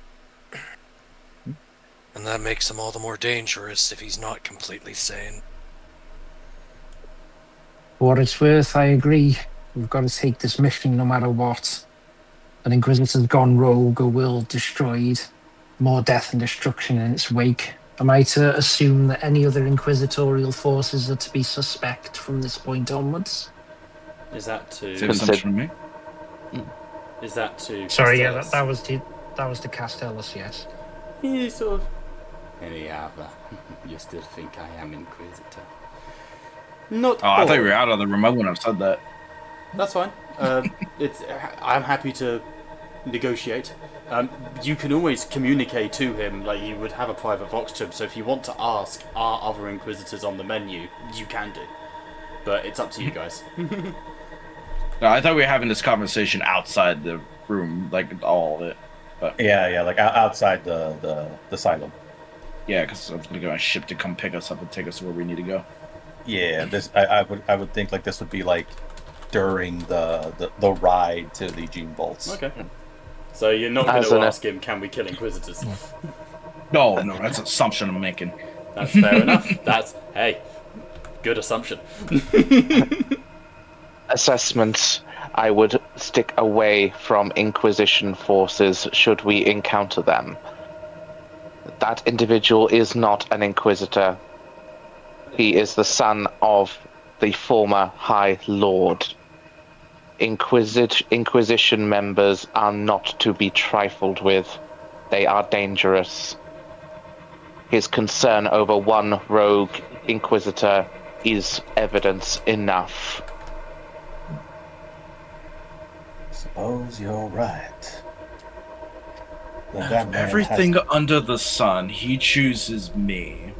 Not only because he can manipulate me personally, but also I have a warrant of trade now, and then that's now in his control. But with his authority, could he not just order other rogue traders to do his bidding with a bit of blackmail and maybe some planets? Or For better all we yet, know, he has. hire a bunch of orcs to do it for him. That'd be a little too heretical, even for him. But Goblins, on that it's note, okay. you could always hire the smart orcs, which is the Astartes. You can always get them down there. Oh, yes, that's not a heretical sentence at all. No, not at all. Preach it, girl. Monk. I'd say aye. a bunch to that. Them beaky boys is nothing like us orcs. We orcs is smart. I would not be so arrogant to believe that you are the only rogue trader that has been offered this position. It is possible that we are in contention with several other groups, or you are the only one that accepted. I'll crumple 'em if they did, boss. No. I hope there are more rogue traders like me out there. Turn this on its head. But I imagine if we said no, none of us are walking out of that room. Not allowed, at least. Yes, Not all yeah. of us. Thank you, Wallace, Yeah. for expressing He is that. I always no in one Oh. could have figured it out without you. Oh, of thank you, more Wallace. I thought we'd have had to like float out or something if you hadn't have said that. I'm not good at floating. I did have I'm a sure bit you're of a funny thought, though. If he has the power that he claims to have, and I imagine Katie, he thinks for a moment before looking at Wallace and the trader. Terra is your species' homeworld, correct? This is Correct. correct. And Terra. being a High Lord of Terra would mean he would have a substantial amount of power, correct? Substantial Yes. is inadequate, but yes. He's very close to the ruler of all. Then it makes me curious to see if he could, say, promote both me and the orc to full citizens of the Imperium. Why would you even ask for that? You mean I can get a home? You already have a home. the last thing we need is an orc on benefits, guys. Well, yeah, Thank you, I Shooty. know I got a home with you, boss, but Oh mate, sometimes the room's a bit small that you put me in. It's David's character development that he just wants like a house by a lake. Like, I'm about to give it more character development. Look, I'm already in the process of clearing out the useless hangar bay just for you. All right, it can't get much bigger than that, and no orc is not gonna give you a home without some crumpin', which I know you love. But the bigger orcs are gonna want your home. Oh no, I crump them. I'll crump them. You show me who, boss, and I'll crump them. You out point out the bad boys and I'll crump them. Damn right. The point of me bringing that up was mild curiosity, as well as potentially covering all of us in the event that, say, a less tolerant Inquisitor ever came our way. As a assessment, you would likely be able to request anything. However, and on a personal note, the idea of an orc and a member of the Tau becoming Imperium citizens is offensive. He insult me, boss. No, unfortunately, it's only stating a fact. No one in the Imperium would ever accept an orc or a Tau in their ranks, no matter how close you guys get to me or anyone else of my stature. You would have to do some deeds with the guy we just left in order to get citizenship, and even then, he would never give it to you. You heard what he said about orcs. I'm not putting out for him. David. Good. Good.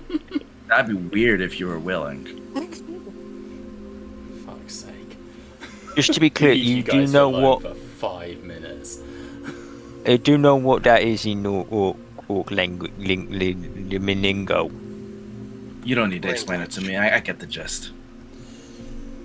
He's not getting my teeth. No, I know. I'm not putting my teeth out for him. I didn't ask you to. Don't want you to. If you did, I would be insulted. So, my question. How are you getting to the gene vaults? Your first point of call is to investigate what's going on there. Now, you have two choices as far as I've planned for, but you can go whatever fucking way you like. Is Big rock. you could recover an asset, a vehicular asset, and go in a car. Draws more attention, but obviously it's quicker. Or you could go by foot, which will require us to make some survival checks, but of course draws less attention. Don't I have a shuttle I could just take? Yeah, that would top the attention poll, but you could. Yeah, rogue trader. Why would I not want to? No, you certainly could.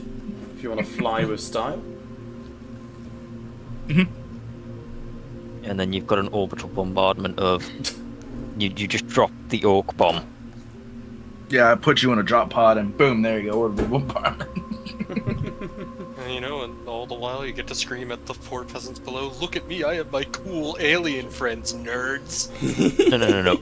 I'm not meaning put me in a drop pod. I'm meaning just strap me to just let me ride a missile down in true orc fashion. And then we never saw him again. There.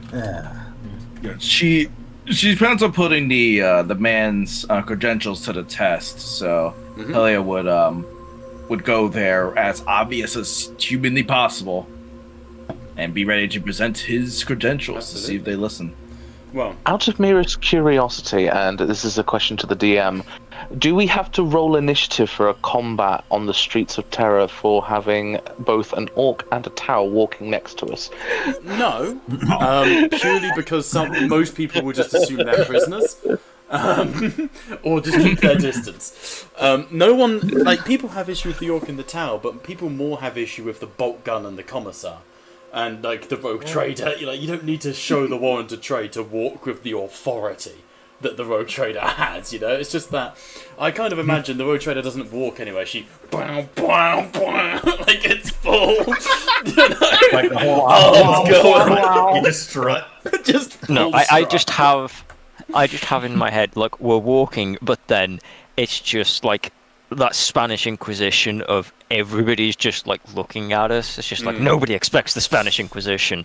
I will say, however, But in this case, nobody expects the rogue trader. to keep things going a little bit, as you are boarding an Arvis lighter and taking your manoeuvring towards the gene vaults, I would like everyone to make me awareness checks, please. Oh, Liam, look, you our could do a Arvis lighter tech has for been- this. Our Arvis lighter has been bombed. Right. Oh, no. What's the? There's a bomb What's the strapped to my DM? shuttle. DM free, just for now. The fucking orc has no idea what's happening. Let me double check. I barely made it. Go if I he's literally got a barely made it because hurricane of a 4 and a 6. in I think I got crit. Dutchwood. Oh yeah, I did get As you crit. guys are flying over the wastelands of Lunar, battle scarred, ruined, it doesn't look like the moon as we know it. In 40k, Lunar has been the war site, the site of many wars, and most notably the scouring of Lunar in the days after the Siege of Terror. But on your Vox, your Allspecs, there would be a boom, boom, boom, boom, boom, boom of an SOS distress beacon coming from the tip of the circuit between the Essekine, Levres, and the Gene Vaults. You're set to fly over. Whoever's flying. Who's piloting this thing? Probably one of my personal pilots, one of my Yeah. mini. It's Yeah, Ace I'll Rimmer. like What a guy. kick the shit out of Orion. Scan that. Pilot, hover. Okay. You see the pilot brings it down just below the cloud line. It would be possible to drop... What? Drop what? No, sorry. Liam just sent me a message saying you need to censor the Moonussy. Are you referring to the fucking valley? Liam, God, you're single. I didn't even see it. When man is Liam. looking to dick down the moon. How very Avatar the Liam, Last for Airbender a- of you. Listen, if your butthole gay looks man, like this, you I got are news for you, noticing friend. way too much. You are relating Sorry, so I many had to things say, to it was female an anatomy. It was a rather intrusive thought. The problem I've now noticed is that if you take the prison facility, the gene vaults, and the circuit, you've got kind of a derpy face, you know? Yeah, that's what I was seeing the whole time. I was never going to make mention of it. Oh, fuck's sake. I was not expecting Submarine to make a bakery joke, but here we are. It seems to be tradition that no matter how hard I work on my maps or my characters, there's always something to take the piss out of. I mean, we didn't even have to try. Nobody has to try with Castellus. Hey, I've done better on the accent this time. I will nail this. I played a Spanish detective in theatre. I will do it again. Now, hear me out. Barcelona. Ah, fuck, I Hear me out. Hear me out. An Inquisitor, but he has Mickey Mouse's voice. Oh, I'm gonna purge some heretics. Let's go. Oh, Cease and desist, Xenos! before there was Abraham, Anyway. there was I. Anyway, I'm feeds, right? Quote Jesus. Yes. So below you there is this. Protects! I miss your existence! Oh, walk softly and carry a big gun. My But God. yes, far below you, there's the Adeptus Miccius. You can see that there is a Voctotone of a SOS beacon being broadcast from the lunar planes. You would have to get closer to view it. Yeah, I'm going to kick Orion and say, scan that. I want to know everything about it. All right, take it. All right. DN's going to be 5. Can I help him out in any way? Yeah, Considering I you got can some do the help action. So the way the help action works, you, because of your talents that we've done, you can always make a leadership check, and every success you get, you add to his dice pool. Or you can do the regular help action, where you give him the amount of dice you've put into the stat. So in tech, I see you've got a total of 9, but I see you've put 2 into it. So you could give Liam 2 extra dice. Or you could do the leadership thing. Yeah, or rolls dice. I could do the cooler thing. So that's 8 successes because you rolled 3 6s. Jesus Christ. So One Liam, moment. tech check with 8 additional successes. Additional dice. He literally can't affect. I Trust Oh me, wait, he can never fail. mind. What's that? Never mind, this doesn't apply to it. I was gonna see if I could add that to tech. No, but I did awareness, ballistic skill. No, sadly not. not. Yeah. What was your DN? In this one, DN5. Slightly higher DN. Worth mentioning, by the way, because it may happen, when you get wounded, the DN automatically increases by 1. So when you're not at max wounds. Why you reroll so slow? Oh god, it's not doing the 1x1 thing again, is it? Wait. What the? No. Wait, why did I didn't roll that? That wasn't me. Excuse me. Yeah, Officer Wallace, why are you rolling? Yeah, like, Hey, that was- yo, he's also smart. So, Officer Wallace, as you hold on, shove the hold on. tech priest out of the It's a way. shapeshifter, get him! Well, it's actually very fitting, because as the code beeps, and I swear this is not me improvising, this is what I planned, this is an Adeptus Arbites ident code. Specifically to the Lunar Clades. This is a 401 officer down. Oh, it's like Yeah, my apologies. I was looking at the wrong character sheet. I clicked on the wrong one. You shouldn't be able to roll on his character sheet. exactly. You're that's what I'm observer, asking. not player. Anyway, Wallace would just immediately say, "Huh, now ain't that interesting." What does it mean, Arbites? Officer down. Now that's just damn shameful. An officer should never be fucking down, but there might be something interesting going on down there. If one of my Was own he is sad? down. Was he sad? I'm not.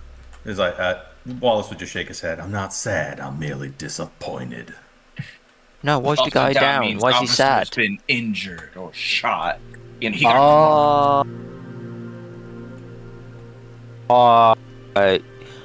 Too many words mean too many things. Yeah, I do apologize for that. Okay, boss, it's okay. You didn't make it. He's not gonna make I it. You didn't make the words hard. You didn't make the words hard. You sound he's like not one wrong. of the kids I teach. That's really sad. I want to roleplay out these teaching sessions. The orc needs therapy, Alright. boys. So, what are you gonna do? But I wanted to have Orion scan the thing, but then he rolled off a wall, so she went down that tangent. But Yeah, well, I mean, scanning it would have received the same thing. It's an ident code showing an officer has been downed. oh, okay, all right. So nothing else. Nothing Being too progressed crazy. with Looks to have been, from what you can see, vehicular assets have crashed. An Arbites Rhino armored transport appears to have been collapsed. Jim, how often does this type of shit happen on Luna nowadays? It's not crazy common, but I mean, where there's people, right? Yeah, that's true. How long has the distress call been active for? About an hour? About an hour. No one's responded yet. How many are downed down there? Downed, there's only the one officer down code. So one fatality. However, if you were to get closer and scan, which I kind of assume you do because it said the guy was hovering, you would see that there's a brief sweep would reveal a number of idents on the edge, like the perimeter, but closer to the actual collision, the crash site, there is 5 Arbites idents reading, some of them wounded. Well, Rogue Trader, it's your mission. Of course it is. Of course it's my decision to make. Wallace, how personal do you think you would take it if I just left him there? Extremely personal. Thank God I wasn't asking you. Oh, gosh. Thank the Emperor I wasn't asking you. Wallace would just say, "I would be very disappointed, Lady Rogue Trader, especially since it's one of my own. Granted, I may be disappointed the one has died without getting their man, but I think a small detour is necessary. Besides, I need to vent." No. I'm one wants to- personally Personally speaking, as another arm of the Imperial law, I would take it as an affront if we did not lend our assistance as well. Well, now I'm tempted to leave just out of spite. But fine. The You orc's convinced already me. jumped out. Yeah, the orc's already gone. Alright, take us in for a landing. Make it clear that we're friendly. Alright. As the Arvus drops and drims? As the Arvus as the Arvus drops down and the lights dim, there you go, the English language, you would be able to see with the naked eye that indeed there has been a collision. Tracks have gone a wall, there is a fire burning as what appears to be sort of like an Arbites rhino transport has been sidelined by what appears to be like a prison transfer, like, you know, armoured container, essentially on wheels. As you begin to drop down, the Arvus lands, and the pilot would turn to you and go, "Standard procedure, sir, I'll take off and I'll hover, so that just on the off chance I don't get boarded." Sound good? And I love it when I'm called sir. Open the door. Mom. Mom as in... Do you prefer ma'am as in ham or mom as in harm? Sorry, it's my first day Either of or, the just job. just try to get it right next time. Open the fucking door. Let's go. Understood, mom. And he presses the door. Opens You've watched the King's Speech way too yes. much. I do. Yes, the pilot now refers to the road trader as Mama. You know what? I wouldn't even Stay be safe, against mummy. that. It's just your boy toy. Like, it's just one of many. Oh god, head. Alright. As you land and I'll hop on. approach, No, I don't offer them services. Sorry, GM.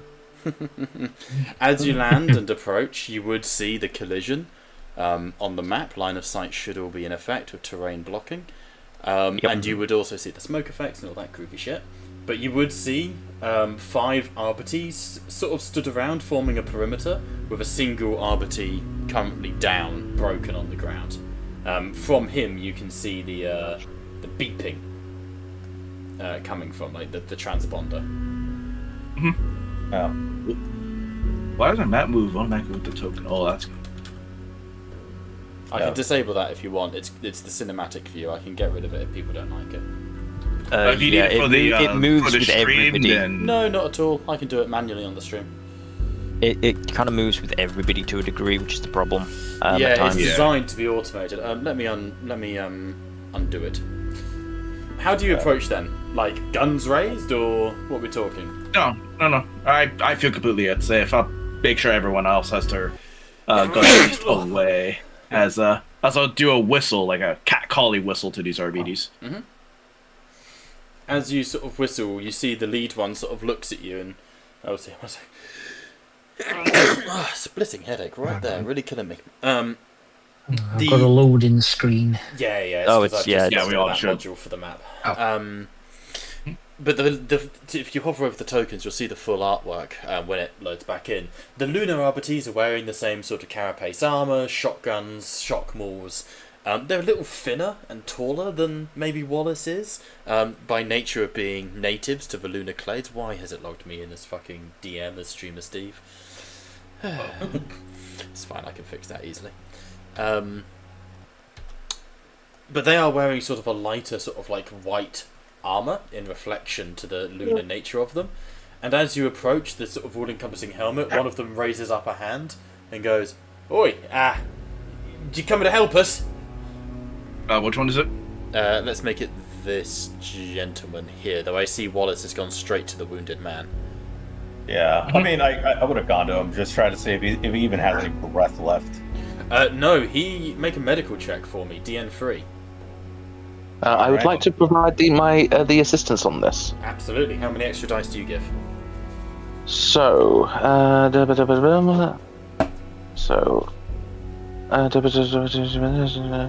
sorry, I have traits that will assist on this. That's okay.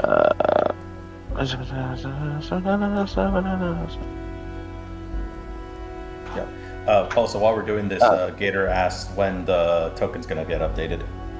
When I can. We're mid-session right now, but I will do. Alright, understood. I can also provide assistance on a medical check, actually. Okay. How many dice do you offer? I'll give him all of them. So it's how many you have in the skills. So, for example, your medicine is I offer 6, 2. but you have 3 that you've buffed it by, you see? So you would give 3 extra dice. I have... Where is it? I have... Oh yeah, I put 3 in, so yeah, he can get 3 extra dice. Alright. And Yeah, it's So 2 my from total me. is 6. Or... Am I able to just roll, or... I don't know. Yeah, no, so you when you click on the medical check, you'll see dice pool. You can up it where needed. yeah. I see. Uh, I'll just give but, him a 3. and then the mechanic is how many does he offer? Sorry about that, bud. That's you. No, it's alright. You get an additional 2 from me. The mechadendrites don't affect you. Okay. I roll. Did I roll? Let's have a look. Just Okay, no, there we go. Now I roll. Okay, just liked. trying to sort out that token. There it is. Wow. I know my luck is bad, but geez, game. 11 dice. Still success though. Yeah. As you inspect the body of this officer, he's quite a squat individual, and you can see that his throat has been completely slashed open. But it does look like his body has been like crushed in the crash, like the legs are showing blunt force trauma. Like, Wallace would just take one look at this and just like assume either this is a very unfortunate man or this one has been ambushed. Look at the throat. It's been slit. Probably appearing from behind of some sort. What kind of check would it be to see what slit his throat? Good one. I'd say survival. Oh boy, I'm probably gonna fail this one, lads, but Any help actions or anything? And is anyone chatting to the Arbites who are there? Me, that'd be me. What would you say? He's approached and said, thank you for coming, basically. Yeah, tell me everything that happened here. We were on our way making a patrol up towards the old prison district. Got rammed by this hauler. Took us off the sides. He got his legs crushed.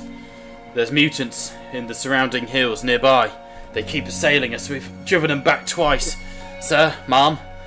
And they got him on the first run. And he shows you like his Arbiter shotgun. Sleeve sort of pulls down a little, and it's sort of uncomfortable in the armor. And he shows you the shotgun. He goes, running low on ammo. All right, you work for me now. Agreed.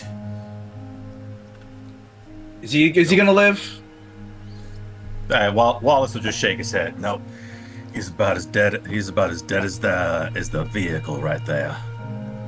I can make that thing work. Put a bit of red on it. Maybe if I had a mech boy, it'd even make it go faster. No. As With Wallace would say, unfortunately, ain't no time for that. With respect, ma'am, the mutants, they're going to be coming back.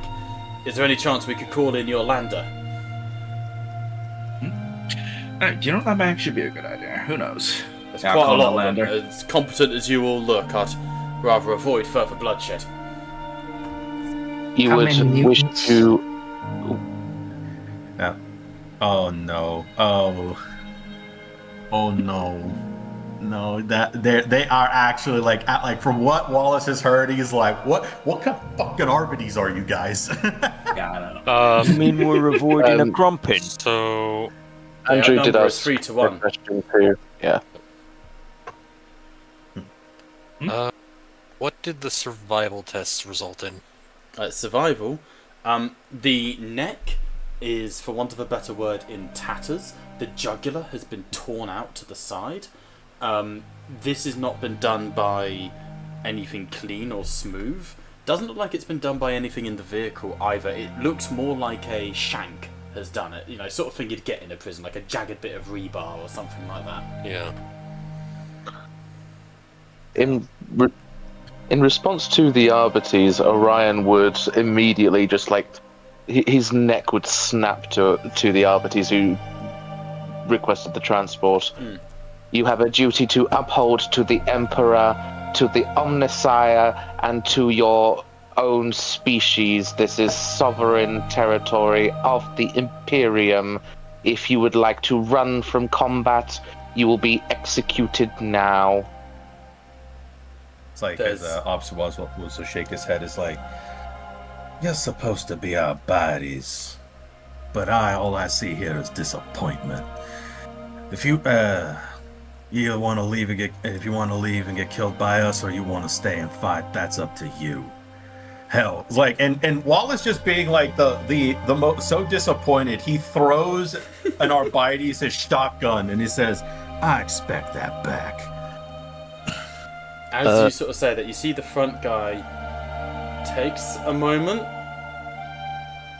and then with not expecting that response, he sort of begins to sort of like raise his hands, but then this chap next to him goes,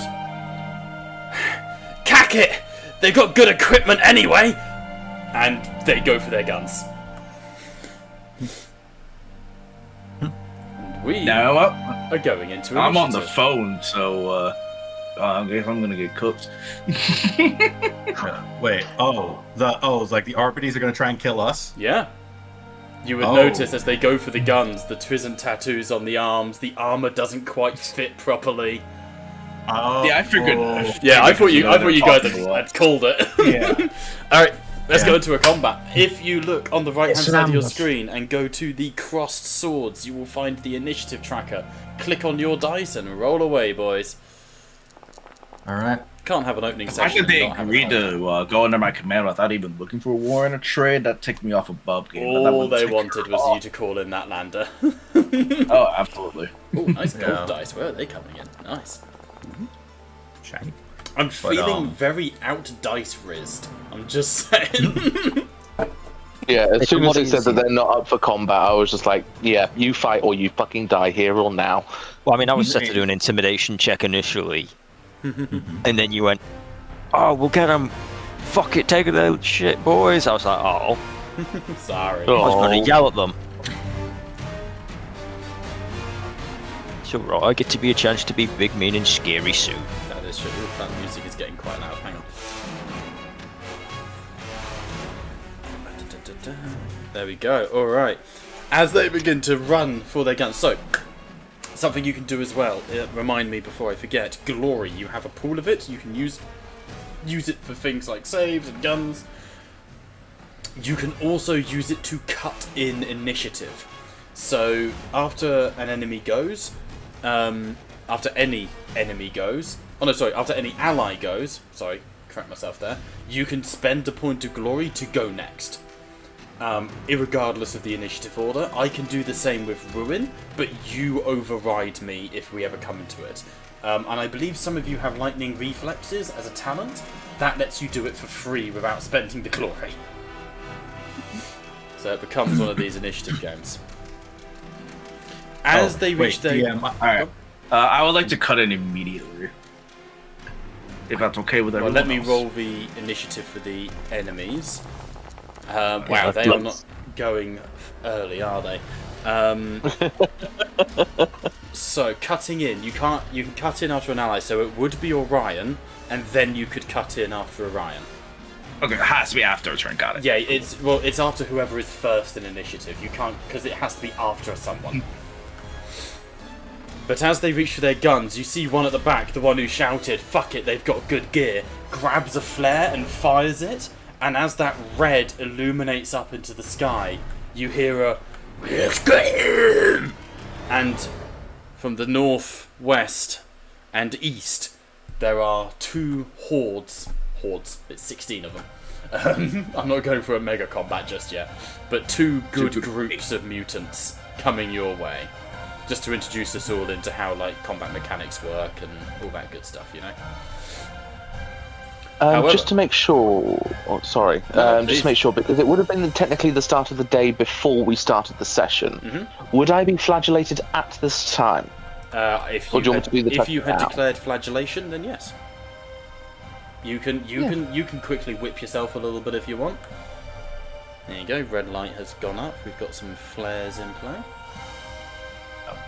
Now, when when Wallace sees that they're trying to steal from us, the smile on his picture shows. Oh boy, you fucked up the vibe.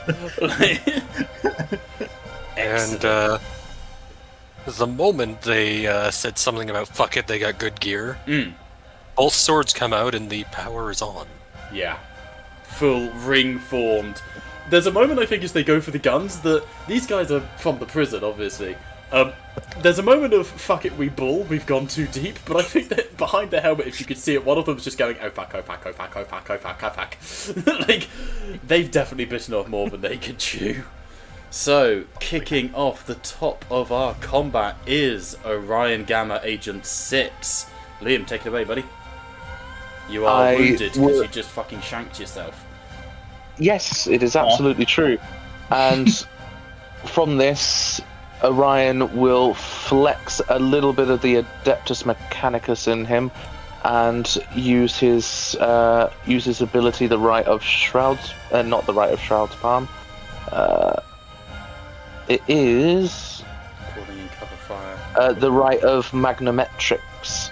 So I can hover myself up to 20 meters, and I'm assuming that the Arbites armor is of a metal disposition. It would be plasteel, yeah. So I get to attract myself to an Arbites. Okay, which you literally just magneto. Literally. And funny story, that doesn't affect my movement. Because that is a free action. So that will be a combat action as declared as a charge. I got the rulebook. So you've magleved in order to charge, yeah? Yes. Okay, go for it. What were you using your cord claw? Of course I am. Complication combat 178. I'll go through combat when it's our first player turn that isn't already in it.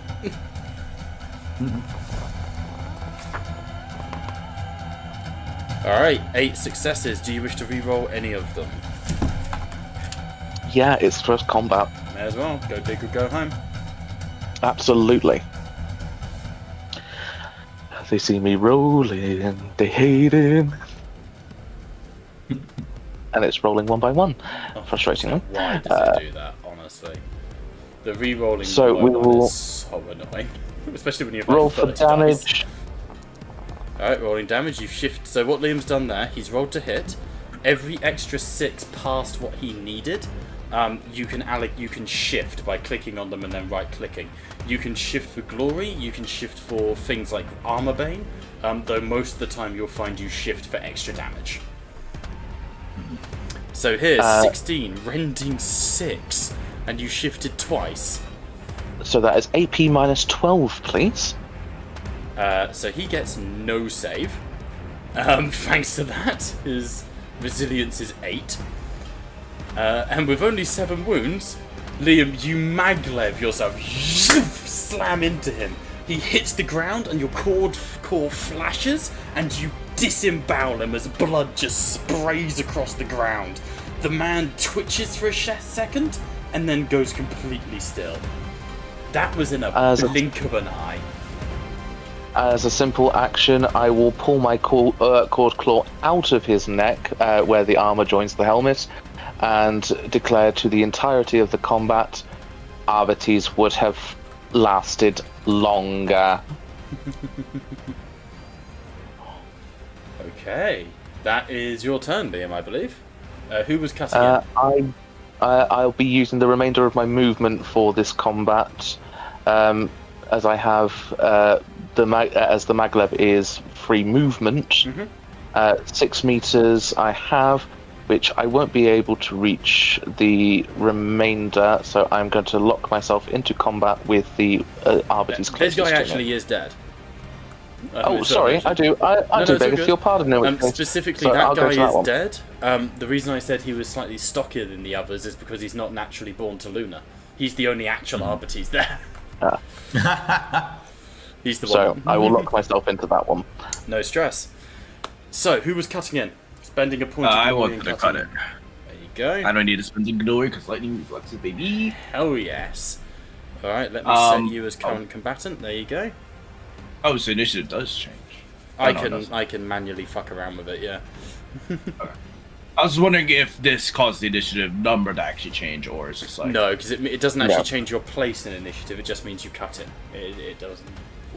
Alright, So, I like to You use take your turn earlier, so to speak. Yeah, so just to go through it, I know you're probably going to call in your bombardment and all that sort of good stuff, but in your turn, you get a combat action, a simple action, and 3 actions in your movement. Combat actions is making your attacks, using a skill to make interaction attacks, or doing something complicated. Simple actions are reloading, kicking in doors, that's looking around you, that sort of thing. 3 actions is shouting at the orc to go ham, hog smash, whatever it might be. Full round actions, it will tell you, that's things like full defense, all out attack. That's usually modifiers to what you want to do. You can also declare that you can technically declare to do as many things as you like in your turn. It's called a multi-action. But for every additional action you take in your turn, for example, I attack him, I shoot him, I type on my keypad, blah blah blah. Every time you do an extra thing, you increase the difficulty of all your actions by 2. I believe you have a talent though that means the first case of that is ignored. Yep. Yeah, cool. Just wanted to give that as a breakdown for everyone. Alright, first action, using the homebrew leadership thing that we agreed upon. I would like to give my leadership to my allies for melee attacks, as I say, just rip them all in half. Nice. How you need to roll your leadership check then? Yeah, so this will be at a plus nothing, because I have the thing. Yeah. We never agreed on DN for that, did we? There's no need. It's purely how many successes do you get. Ah, okay. Only 3. Did you say that's to everyone or to? Yeah, you said that to everyone. We consider it. The way we consider it is as an interaction attack, which normally is only 1 person. But what we agreed upon was because you have, where is it, Supreme Presence Leadership, you can target a number of people, 1 plus double your rank, which is currently 1. So you can target 3 people. Okay.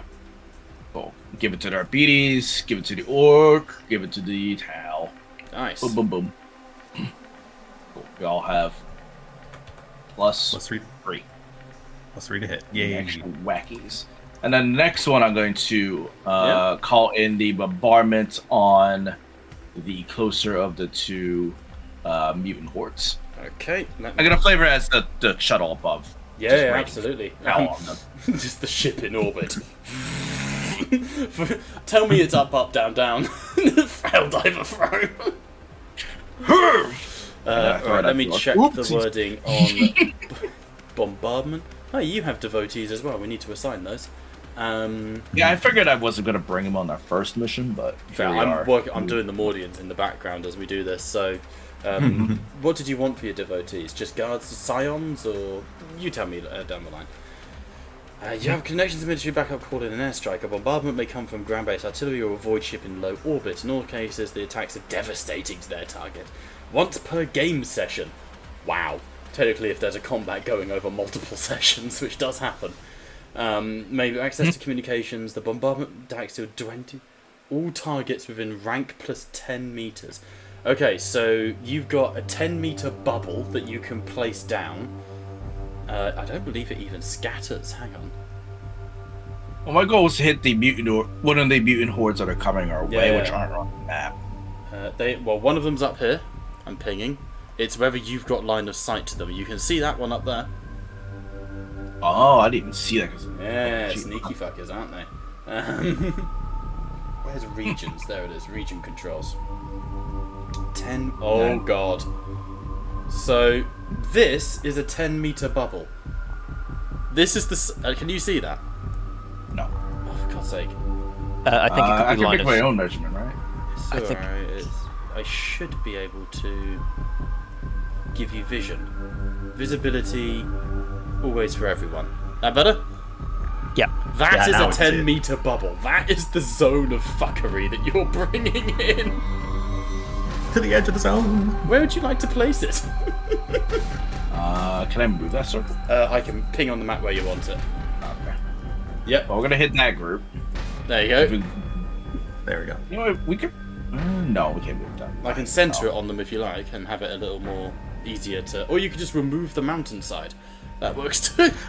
Yeah, that mountain looks like it had too good for too long. Excellent. Hey, he's getting gonna fit right in with our night campaign Yeah. that we plan. What's perception? Mildred. 20 damage plus double rank ED to... Yeah, I mean, that's just going to fucking kill them. They're a horde. How does it even interact with horde, which is based off of hits? Hang on. All targets are in range. Once we I'm just going to target it and see if I can get it to work. Roll determination against 20 wounds. I'll make it public. Plus rank ED, so your rank is 3, so that'd be 23 wounds. Roll it. So, fuck me. Oof. So, they're gone. And I'm just going to draw, because I haven't got any other way of doing it. I'm just going to scribble out this mountain range here and remove it as a wall. It's no longer a wall. And you've also clipped the front of the rhino here, so you've removed that as well. There you go. Opens up the line of sight a little bit. These fucking idiots. These. I mean, Could you believe when you these knock morons? someone, you don't expect them to orbitally strike you. Like, they look at me and they thought that I was robbable. So, as these mutants round the corner, some of them with like huge limbs coming out the side, one with like hands coming out of their necks.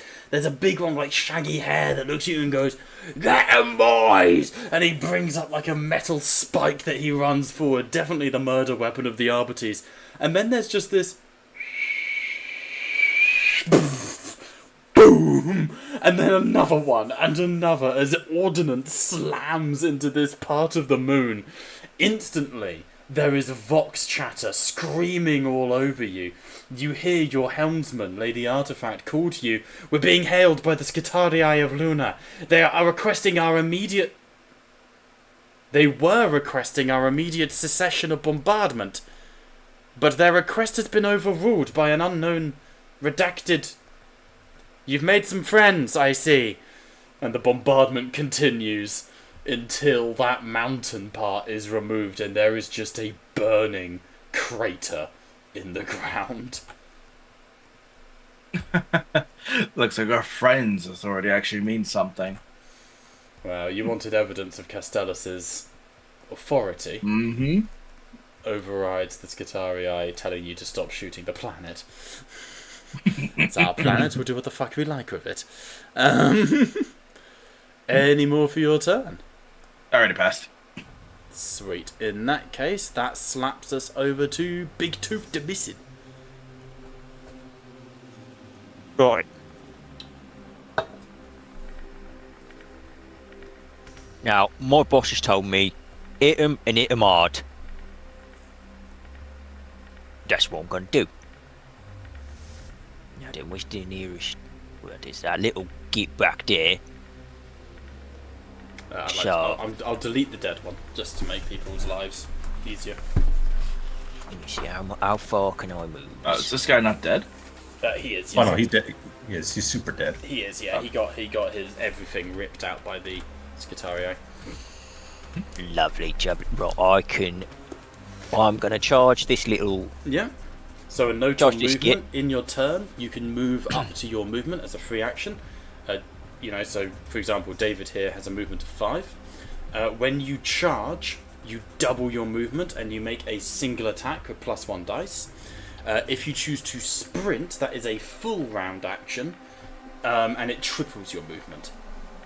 Straight out of Pathfinder. Yeah, 100%. Yep. Yeah. GW not known for their originality, I'm afraid. So I will be using my custom chopper. Noise, do it, smack it. So I've just for reference for people as well, when it does come to combat, because I know we've not touched on this yet, you would hover over the individual that you are intending to hit, press T. Yep. You'll get a then, little icon that goes above it, and you'll target that person, and then it will auto-apply things like armor and DN to hit and all that creepy stuff. You can also right-click, and there is an archery target button that you can use as well if your T key is broke for some reason.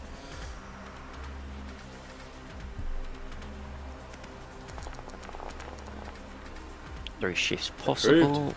So, big roll damage with the shifts, I assume? Yep. And if he does somehow manage not to likely make to this, survive. no, I'll be honest. unlikely. But I'm just quickly. He would have to make some hindered checks. That's fine. Just roll the damage checks. for now, and I'll be prompted. Good time. And then I will put those 3 shifts into damage. Alright, roll damage. Inflicts hindered. It's not even a test, mate. It's just if you wound him, he gets hindered. Sweet. And then I need to put 3. Oh yeah. Will it let me? Nope. You'll come to find out that I cannot shift Are you for applying damage, the which is damage? the annoying. Why can't you Yeah, I'll shift apply it? the damage. What are you on about? I don't know. That's the one thing it's never let me do. Oh. Well, you fucking murdered him. That's fine. I could shift the damage for you. If it does that Yeah, again, let me know and I'll try and fix it on my end. It should work. Alright, so, Big Tooth. As you sort of turn, big grin on your face, this guy... Fuck! Why have they got a fucking orc? And you just... as you get closer, and you swing up and he... And at the last second, he shoves the muzzle of the shotgun in his mouth as you carve him in half, and the pieces of him just break onto the ground. Following No that, surviving that. I would like to make an intimidation check against the one further up. Okay. And try and pretty much scare him shitless. Okay, is that... Okay, the thing that's tricky there is, do you have an ability that lets you do that after getting a kill? No, that's the problem. Right. No stress, we'll do it anyway, because I'm fun like that, but you have to declare stuff like that at the start, because that would have added 2 to the DN of your attack on the charge. Because it's right, multi-action. See? Yeah. But you can still Okay. do it, fuck it, just have 2 DN to this. Yep, that's fine. So sticking with standard DN3. No, plus So 2, because DN5. it is a multi-action. Yeah, no, so from standard DN3 plus Yes, 2 to plus DN5. 2 to 5, yeah. Yep.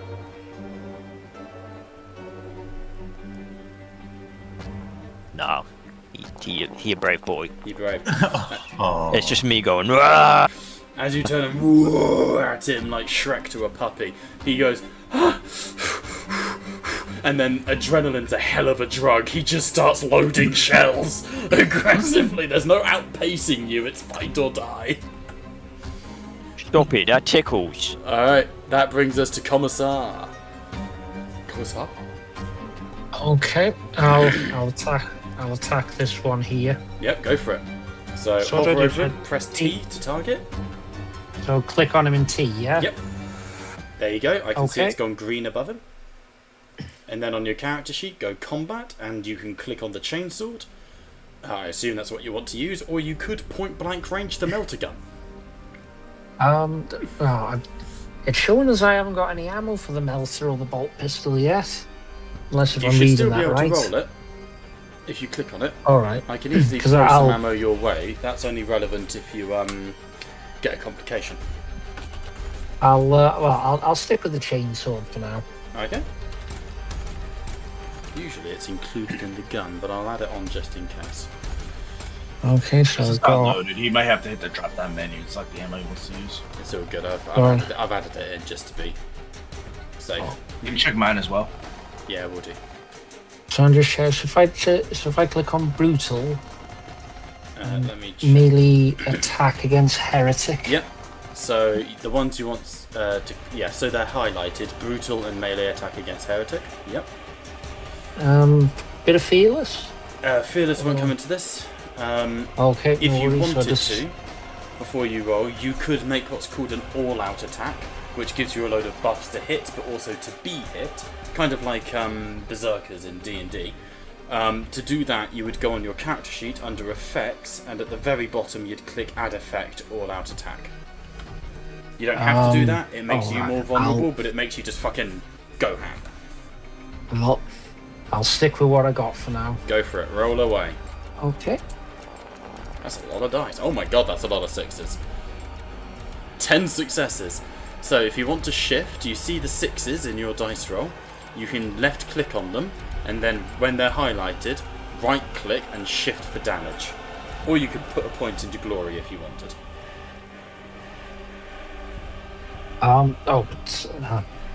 Sorry, I'm just my head's just trying to process what you just said. Take your time. So what do I do? Do I click on him again? No, so he's still targeted. Yep. If you look on the right hand side in the text box where it's showing the result of your attack, you'll see that it shows all your dice. Oh, yeah. And it says 10 successes, 6 failures, 3 shifts possible. Yeah? Okay. If you click on the eagles, the sixes, the Aquilas, you can highlight them by left clicking. If you then right click, if you then right click, there'll be a drop down menu. You can shift for glory, or you could shift for damage, or you could combo it. Every time you shift for damage, you gain extra ED on the attack. Okay, so I'll click shift for damage.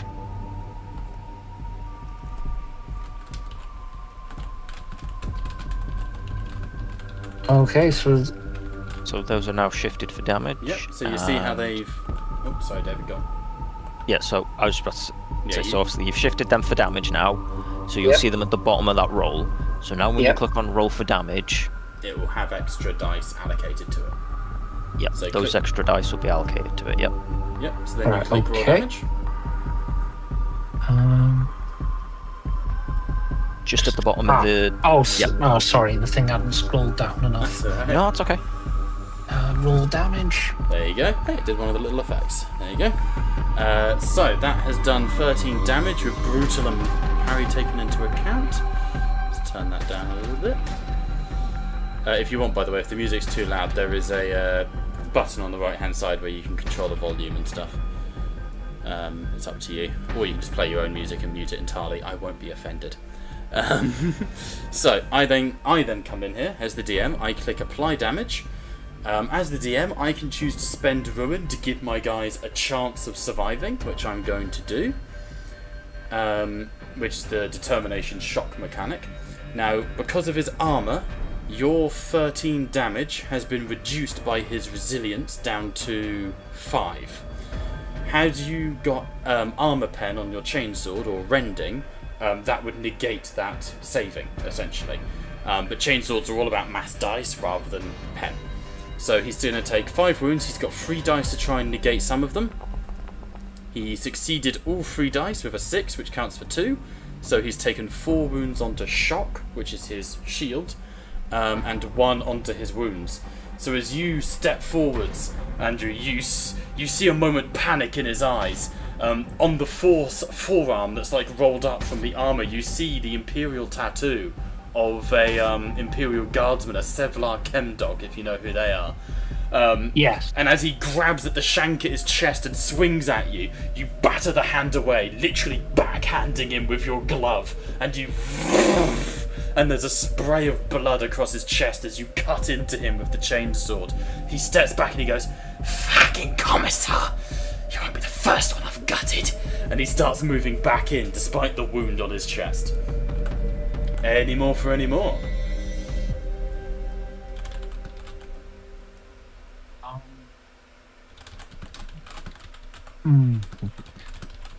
I think there's nothing else I can do, is there?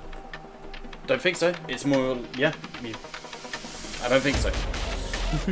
This is more so in case you had any abilities or effects that might come into play following on from that. Or other player interactions. I'm not religious about initiative being like people talking and stuff. If you want to like shout orders to each other and, you know, that still only counts as one, then have at it. You know, I'm never gonna. Players can RP at any time. I am never going to stop you. And for those, obviously, if you look at your character sheets and go into combat, much like our enemies have, we also have our own shock and wound trackers. Yes. Yeah. They are at the top of your combat tracker. You'll be when I attack sheet. you. You'll be prompted for that. We'll go for it when I shoot you in the face of a shotgun. Hopefully. Guess that's my turn done then. Brilliant. As that spray of blood flashes into the air, the commissar sort of revving the chainsword. Wallace, you've just heard this Arbites, who clearly is a ganger of some kind, pull out a shiv and say this won't be the first officer of the law, essentially. I've gutted. It's Wallace's turn. Yeah. So, originally I was gonna attack the dude that was by the rock, but Wallace just heard that and he took personal offense. Yeah, absolutely. Like, he will look to the Tau and say, Mr. Corva, cut that one over there in half. This other one is mine. As Wallace doesn't, like, he usually will use the shock ball as a courtesy. He has dropped that in his shield. Oh, God. and he will just, like, click a button to activate his shock gauntlets. And he is gonna run, and he's gonna walk over to this man, and I'm gonna use an interaction attack. Okay, Athletics. I was gonna say, it's not like a button. Can you do the proper kung like knuckle duster activate as the lightning? Oh yeah, like knuckles crunch together, you know, lightning gauntlets. No, can we have the shotgun arm reload? Oh, what, the caval? the caval arm reload. Love it. Go on, so you're going to go an interaction attack then. What are you going to do? I am going to do athletics. Okay. Remember that interaction attacks don't deal damage, just to be very clear. I'm aware, but I do have Brawler. Yeah, which is... Well, Brawler makes your unarmed strikes punchy, don't they? You may inflict damage when you do. Nice, yeah, I see it. I vibe with where this is going. Okay. Right. So what you want to do is go on your character sheet, click athletics, and get the drop box open. Yeah. Then let's double check everything you've got. Dirty Fighter will come into play here. So if you get two or more sixes, you can shift for extra conditions that you can inflict. Brutalist we've discussed. Blind Fighter doesn't relevant. De-escalator. Are you looking to disarm him or deck him? What are you trying to do?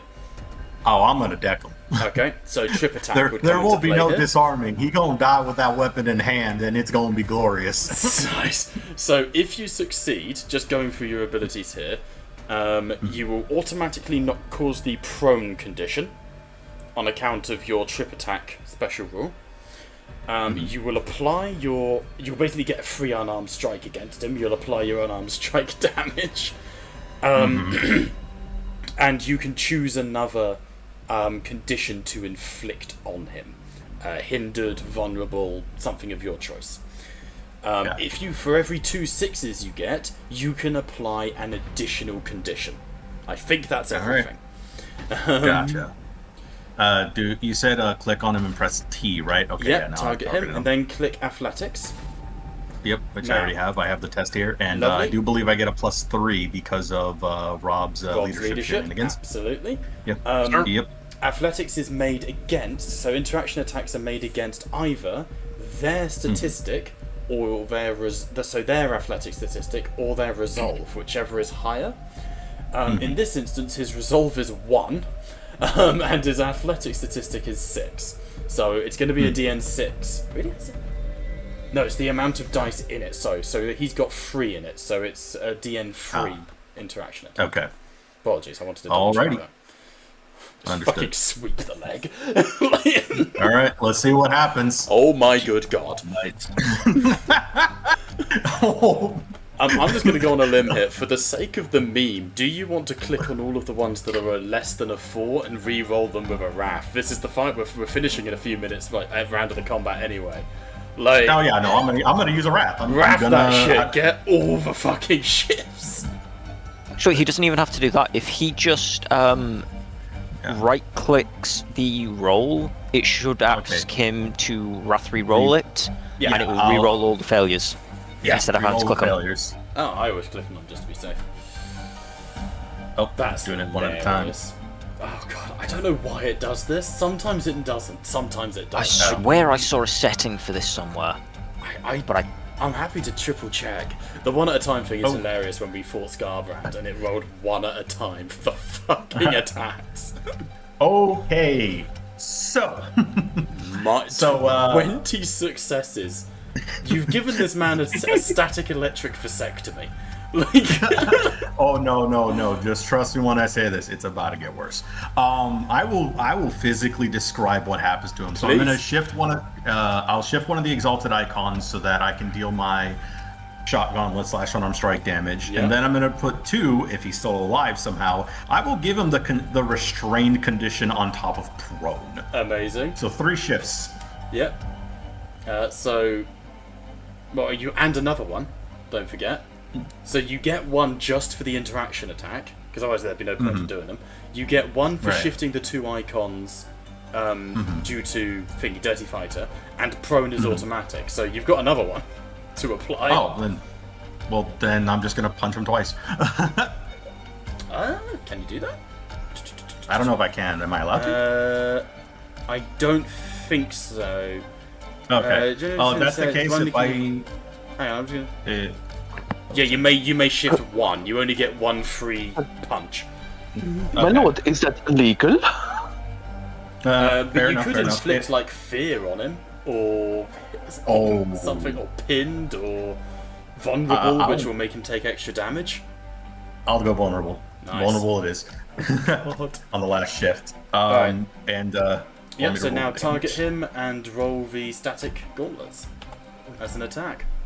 It will automatically Okay. take prone and hindered and everything into account. That's, oh my god, what is this monster of a man? I can't wait for the session where you guys fight the Saturday party and you suplex the Space Marine chaplain. You know? Alright. Yeah, so what you all just witnessed upon Wallace hearing that it ain't the first time I shipped a lawman before is that you just hear ka-tung, ka-tung.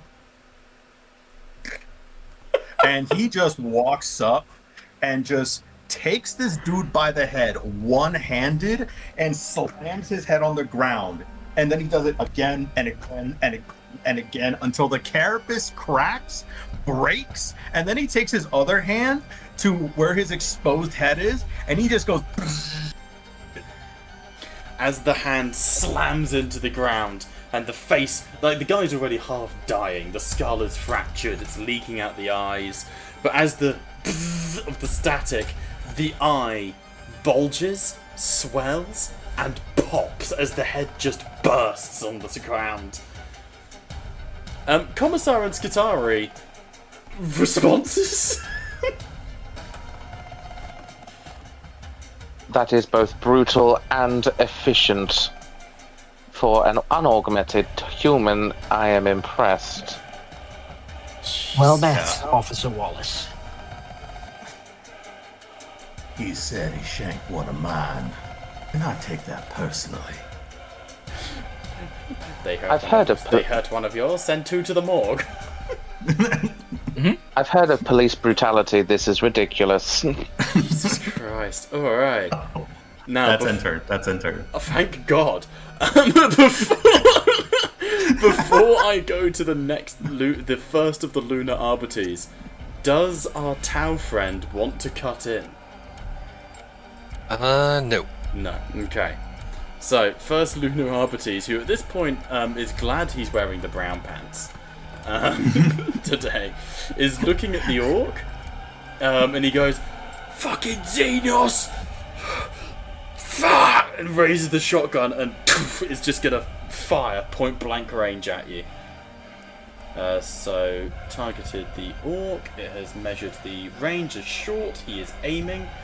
So there's a little drop down menu that gives you cooled shot to the head. That's what he's gonna go for, David. Yeah, Gator. Yes.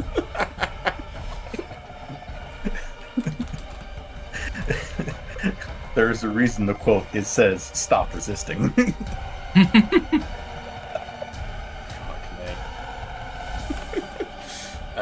Attacking while sprinting, blah blah blah blah. Salvo, he's going to full auto in your face, David. This man's not surviving another turn. He's emptying the clip. Oh! He hits! I will burn a point of ruin for some re-rolls, because I may as well. I don't get to do much. Oh my god, stop doing the one at a time. Is there not a screen? If I remember rightly, because I am thinking back to it, the issue comes from the custom dice. Oh, for fuck's sake. Well, it's worth it for custom sexy dice. It doesn't take too long. Shifting for damage, rolling damage. Oh, look, it did the little shotgun thing. There you go. Sometimes that works, sometimes it doesn't. David, 13 damage if you'd like to apply to yourself. Okay. So what David's going to do here is select his own token and click apply damage. It will then come up with a drop box for him that will explain how. Well, it might not if he doesn't take any damage. It will just say. Yeah, I don't. No, it will tell me. For me anyway, it comes up with I lack the permissions to update the chat because I don't take damage. This seems to be. This is what happens. So when I click apply damage here, you'll see it says Big Tooth receives no damage. That is because as an orc and wearing his armor, he has a resilience of 18. And I have no AP on a shotgun, so the damage of 13 is not enough to hurt him. So the shot just pings off of his armour. Had it done damage to him, reduced by his resilience, it would have come up with a drop-down box saying how many wounds were done, what your determination statistic is, and you would roll that many dice. For every 4 up, you would transfer a damage from your wounds to your shock. Make sense? Basically a shield. But if you ever max out your shock, you are considered like fucking out of it until you restore shock. You can still do stuff, but you suffer some pretty big penalties. Take it from somebody who got shocked out once, you're fucked. Yeah, it's like being downed, but technically not as bad because you're not not at risk of actually dying. But if you take any further damage, you get royally fucked. Speaking of getting royally fucked, that brings us to our Tau. And there's a chap right there. Yep. Does this have an equivalent to Pathfinder's 5-foot step? You'll have to familiarise me. How do you mean? 5-foot step in Pathfinder is a free action that lets you move 5 feet. No, but I assume you can move as a free action on your turn anyway. Oh, okay. So movement is free. Charging is a specific action that doubles your movement in order to get into combat. But you have to have a minimum of 2 meters. Yes. So in this instance, you could just move into him and like all-out attack if you wanted, rather than charging, because he's obviously within range. How exactly does 2-weapon fighting work? So, the way this goes, target the token as normal, hover over it, press T. Cool. And then, what would you like to use, your power sword or your clave? Let's open up with the power sword. Okay, so click on the power sword, and it will open up the drop box for you. Alright. It should say DN3, dice pool 16, right? Mm-hmm. Cool. You have simultaneous strike. I'm just going through your traits now. So, you then gain buffs equal to your second weapon. So your second weapon is the clave. If you add half the secondary weapon's damage to the ED, so which does 16 damage, right? So in the box that says ED, you need to type in 8, which is half of 16. It should then go up to 12 automatically for you. Value or so ED dice? Under value, that's important. Dice will fuck it around. So change the 4 to an 8? Yep, and then it should update for you, nice. Okay. Well, in my case, you could type 48 and really screw it over. If you succeed, you add half the weapon's damage as ED as normal. Furious Charge. Furious Charge has not come up for me, so it's worth mentioning that under your dice pool, You can add in an extra dice because of your Furious Charge talent. For some reason that's not being automated. Storm of Death, you ignore the penalty for multi-attacking. You're not multi-attacking. Dual Wield, you would one weapon in hand. You ignore the penalty for the multi-attack option for 2. You may use a different weapon for each. Okay, so that just means you can hit multiple people with different weapons, which is quite cool. But at last, after you kill someone, you move. Angel of Mercy. Cool, that's everything. So then you would simply click. Did you want to charge? Because it may as well if you're not going to all-out attack. What's the difference between a charge and an all-out attack? So all-out attack reduces your defense, but in exchange you get extra dice. The way to do that is to go on effects, and at the very bottom add effect and all-out attack.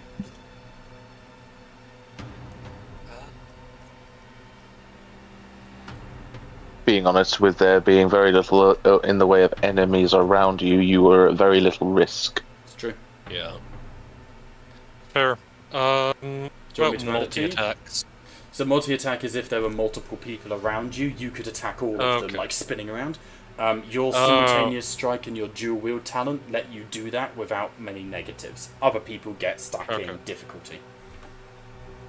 Okay, so I just you're a fucking Beyblade. You're a blender. Understood. So spin to win. Yeah. Classic Garen.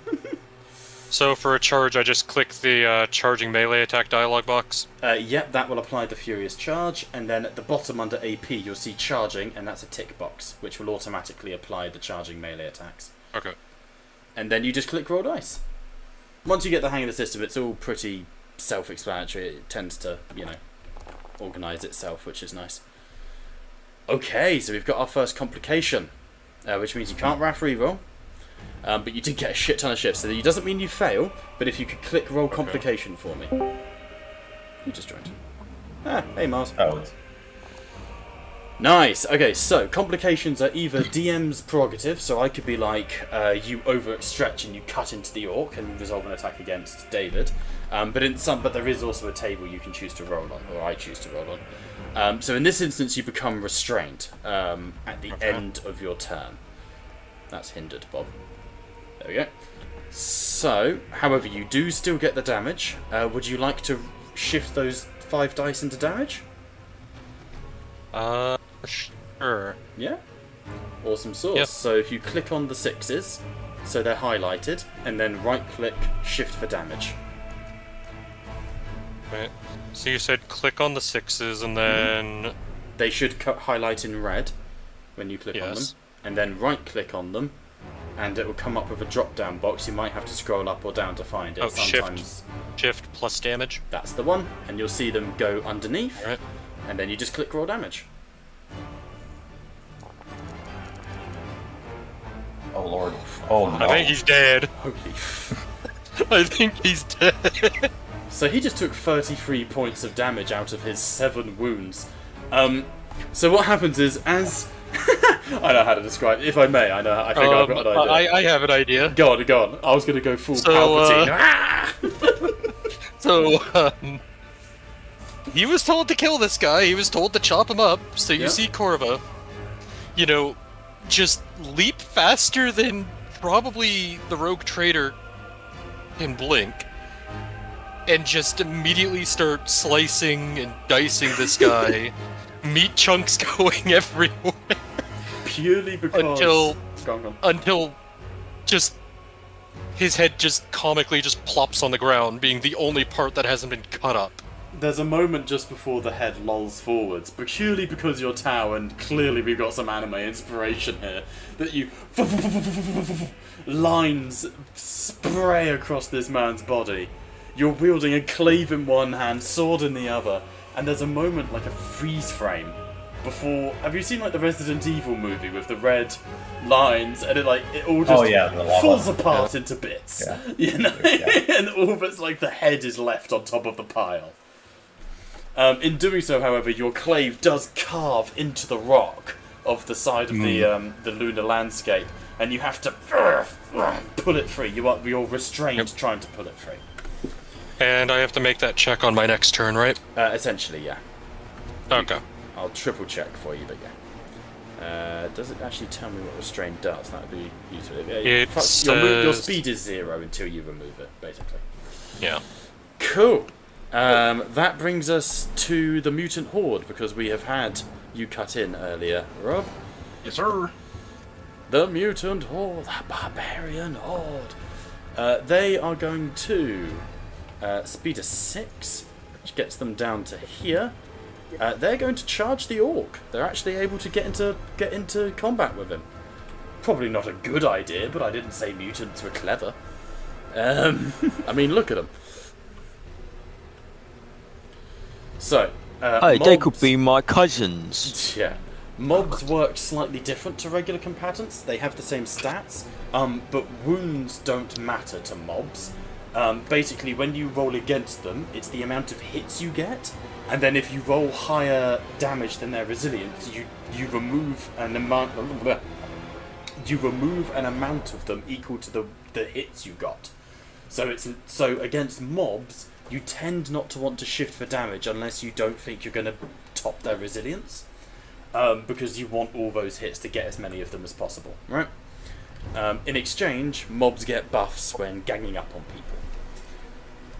So they're going to go for you, David, with industrial bludgeons, big spanners, in other words, which have brutal and unwieldy, which obviously drops the DN a little bit. They are charging. I'm going to be a dick and pump 4 ruin into this, because I desperately want to do something. Oh, why is that not working? There we go. Let's roll it. Oh, mobs with complications are always a bit funky. Oh, look at those fancy dice. The mob has somehow become blinded. I'm going to assume that, like, the orc randomly takes stuff. Actually, no, even better. The body of the Lunar Arbites, the orc is currently, like, holding. They swing. One of the guys with, like, a massive pipe swings and clips one of the flashbang grenades on the body of the Arbites, and just poof! And then white phosphorus just fuck their eyes. So the mob has been blinded. To be better, it's better than my idea. Go on. At some point between Big Tooth hitting the Arbites, he farted, and as soon as the horde entered into the fart cloud, they all got pink eye. Grim. Unfortunately, once again, lots of attacks of fishing for crits, but no damage from the mob as they start ganging up on the orc, basically trying to beat an elephant to death with pipes. It's not looking good. I mean, realistically, even if we went thematically that it was a phosphorus grenade that went off, I've got blind fighter, it wouldn't have affected me. Oh, me. you'll be fine, yeah, no. It was more... But no, I was thinking more like, as they've charged through, the smoke, or just a big bellow of smoke has stung their eyes. Yeah, nice. Or honestly, the old classic bucket's hand works as well. Which does bring us to the top of the combat. Liam, there is 2 enemies left. This was meant to be like an intro combat, and you guys have just fucking committed war crimes. It's fine, they're criminals, but buddy. Geneva suggestion. Yeah, quite. Go on, Liam, take it away, buddy. I will instant transmission. I use the metal of the shuttle to attract myself to the horde. We'll say it's the fucking carrier. I don't think you could. I don't want to set the precedent that you can Magneto fly. I just have the image of an Arvus lighter taking off, and then the Skitarii just hovering behind. So, yeah,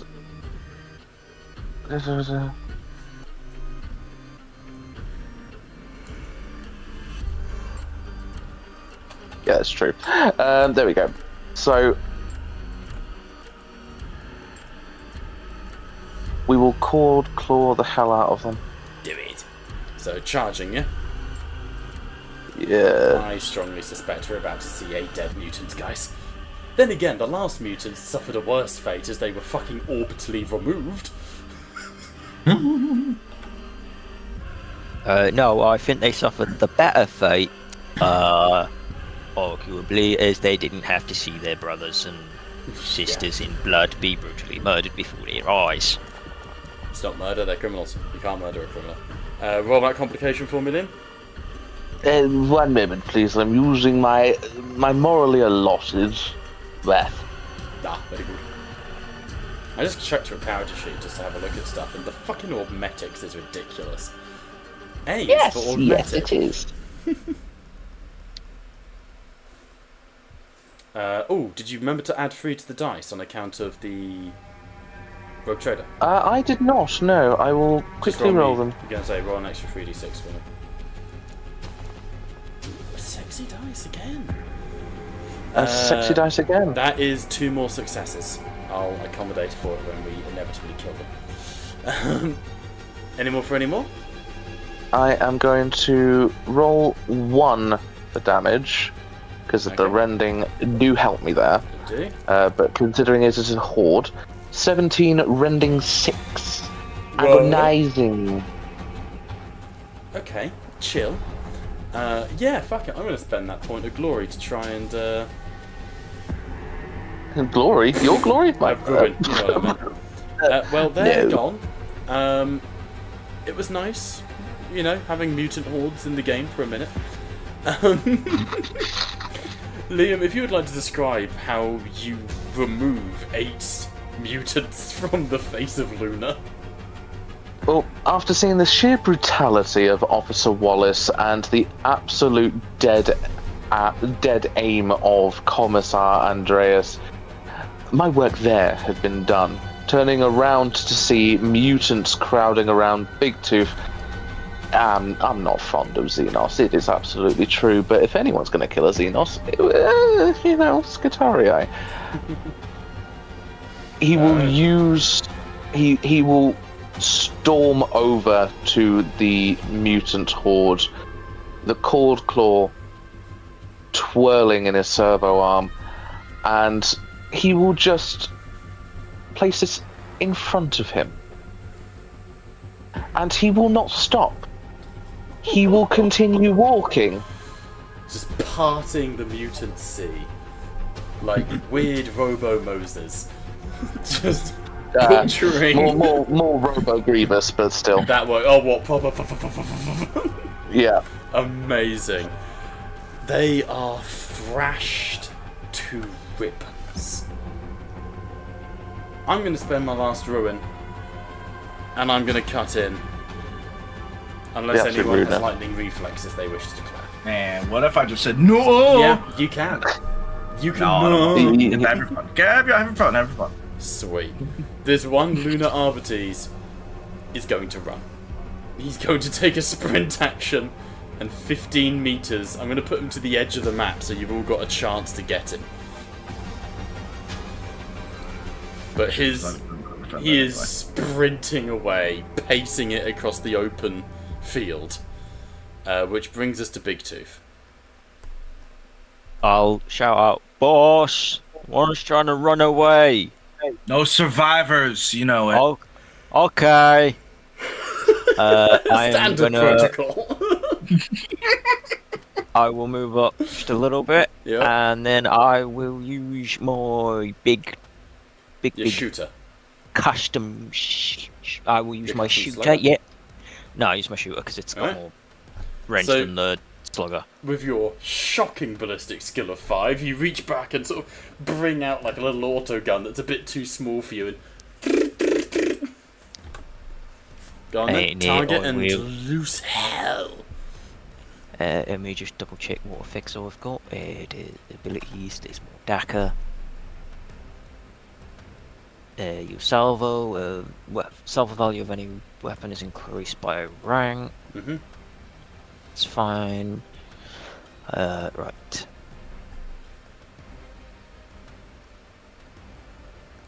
Oh, I'm not doing intimidation checks. Considering this is actually the first time I've had to use a ranged weapon, considering Sven doesn't have one, aim, how does that work? You can only aim if you haven't moved. It gives you an extra dice, but it requires you not to that's move. fine.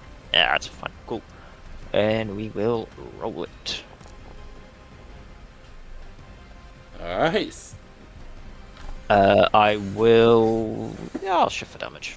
Get me. Fucking cut him down as he runs. There we go, it's letting me shift now. Properly. There we go. Oh, I could have just been having a moment earlier, right?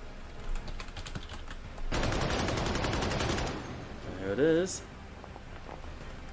That is 15 damage into him. I think that's gonna kill him.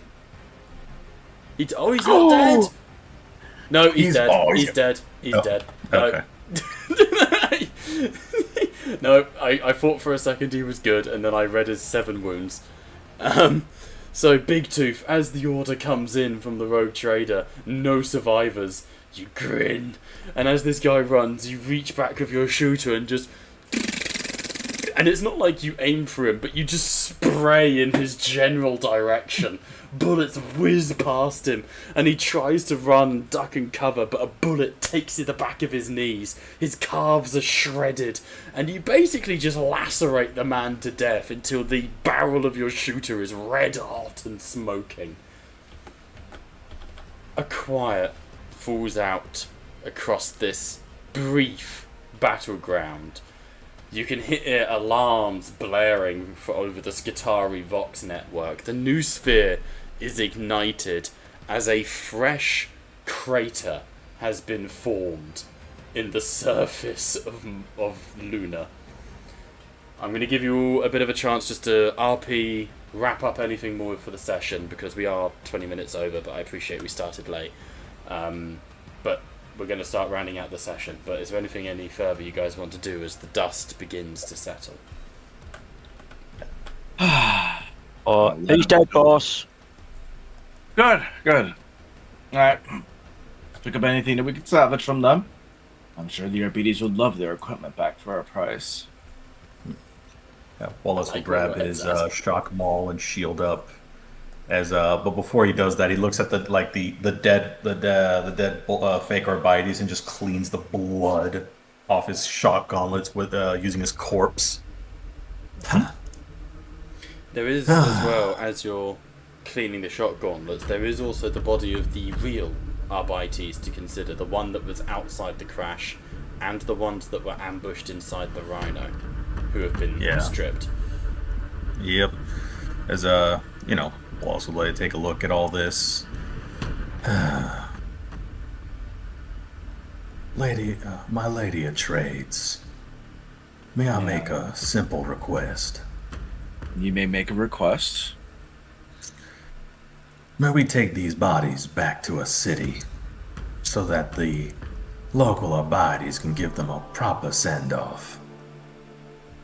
We can take him back to the closest Arbites base. I'm assuming there is one on Luna. You would be able to find one. A suggestion. We'll sell them back their equipment and such, and we'll give them the bodies out of respect. A suggestion. We do not know whether the closest Arbites base is likewise compromised. I would suggest making note of the current tactical coordinates of this location. Transporting bodies will be an encumbrance that is not required. Honey, we have a shuttle. We can carry a few bodies. But I fully suspect that the Arbites base is compromised in some way, shape, or form, considering the incompetence of this group being ambushed in the first place. So, I want to make sure that it's functioning nonetheless. We should prepare for combat, but in case there isn't, I guess we all get to be disappointed, as I called on the shuttle. Okay. As evidenced, I am prepared for combat. Yep. I'm ready to crump. That was hardly a decent crump. I saw you got shot, but I'm assuming it didn't hurt you. No, that wasn't no dacker. It was like, that was no worse than getting a bite from a squig. How fares the commissar? Any doubts, Commissar? No doubts whatsoever. God, I just like to know how a group of prisoners and a load of mutants managed to ambush some RBTs and nearly escape off the Lunar's surface. Exact same questions I'm going to be asking them. I'm glad we think alike, you and I. Aye. He's got a nice choppy sword. Mm-hmm. Would you suggest I take one prisoner next time we encounter them for interrogations? Assuming they're it would be hostile, prudent. yes. Then I'll make sure only to cut off their hands and legs. Stick to the hands. Humans tend to bleed out quickly when you cut their legs. Understood. No. If you wanna do the taking the stuff, leave it to old Big Tooth. No Fucking offense, stuff but you're off, gonna mate. keep someone alive even if you wanted to. I He just has a gotta, point. push on the bones a bit. They make the funny squeaky cracky noise, and then people stop trying to move away and go, "Oh my god, my legs!" Excuse me, Big Tooth, if you are capable of non-lethal hits, then I would firmly believe that you are the color purple. What's that? You are not capable of non-lethal hits. What's this? So, just in case, I have update. If you press J, you'll see the quest log. Ignore the Salvation ones, those are Saturdays, but you'll see Blackthrone Pertinax. I'm in the process of updating it, but which would you go to first? The Gene Vaults or the Arbites? I see 2 Blackthrone Salvations and no Pertinax. One. Oh, that's weird. Hang on then. Yeah, I don't know if they've updated. Oh, it'll be stupid ownerships. Hang on. Hmm. Figure ownership, all players, observer. How about now? Can we start? Open it and close it again. You should be able to see it now. I think it's time to be funny. Oh boy. I'm just gonna refresh the page. I'll wait for you to decide that, but I do have something to say. If the man has a funny to say, he says the funny. Okay, fine. Hearing the confusion between the commissar and the orc, he looks over, looks at the orc. Hit person, make them go to sleep instead of crump. Exactly. I can do that. Without making them... Without crumping them after. Statistical possibility. Unlikely. I mean... Just to double check, can you see the quest vault there? It literally just says we were ambushed by scum. Yep. Yeah, cool. Yeah, it's. I've refreshed the page and it has updated. Just, yeah, because they've updated quest log. It used to be that I had like a little menu where I could write missions out and then hide them from you. Now I've got to do it for ownership, which is really kind of worse. I don't know why they've changed that, but people have done it. I think it was just because people were able to see it before you hit it, because obviously we had that with That's true. That was really Walking annoying. Dead. Yeah, we did. We had it quite often with Walking Dead. But which path would you like to go to first? If depending on where you go, it will affect the timeline. So if you go to the Arbites first, things will worsen at the vaults. If you go to the vaults first, then what's happening at the Arbites will progress. Which one do you want to prioritize? The Arbites, from a mission perspective, are not the priority. Yeah. Okay. Yeah, like Wallace is more than willing to wait. He understands that mission comes first, so Wallace would just simply say, "Let's wrap up our mission first. Then I can have a talk with the leader of the Abides over there." We will have a talk with the Arbites over there, and when I say so. But I do like your idea, so I'm going to steal it. Let's go to the base first. Nice. Not the base. All right, let's go to the Gene Vault first. When you say talk, boss, does that mean I've got to be big and scary? Yes, you're going to stand there and look big and look scary. Okay. So, in that case, as the party begins to move out, the shuttle comes down and collects you again, and we have that sort of shot as the dust hits the camera and you rise up into the sky, the back door of the shuttle beginning to close as you sit back inside. You are maybe an hour out from the Megafactorum of Lunar, the Gene Vaults, which I've put on screen for you. The blessed symbol of the Cog Mechanicum is turning in the central structure and spire, illuminated by the forges within. An uneasy quiet falls across each of you. The vox is dampened. Something is not right here on Lunar. But that is something for us to investigate next week as you go and, I assume, trade kind words and, kisses and happy things with the matriarch of Lunar and the Adeptus Mechanicus. But until then, we have been Tattletales RPG, where the table may indeed be virtual, but you are most certainly welcome at it. Bye for now.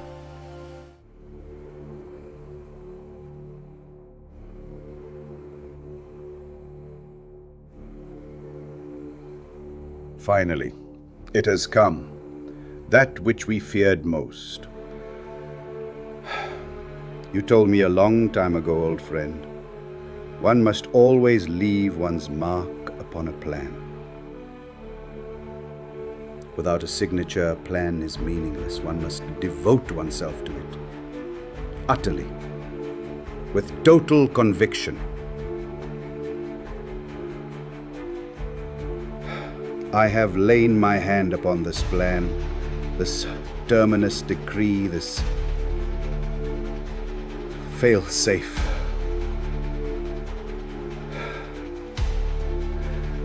I pray it will never return. For when it returns, the galaxy will never be the same again. The fires of war will have been to embers as to what is to come. My sigil rests alongside your own. We have both given ourselves to this.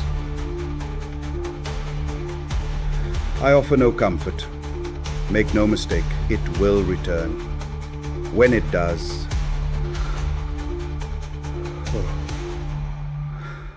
when it does, the galaxy will burn in the fires of Blackthrone.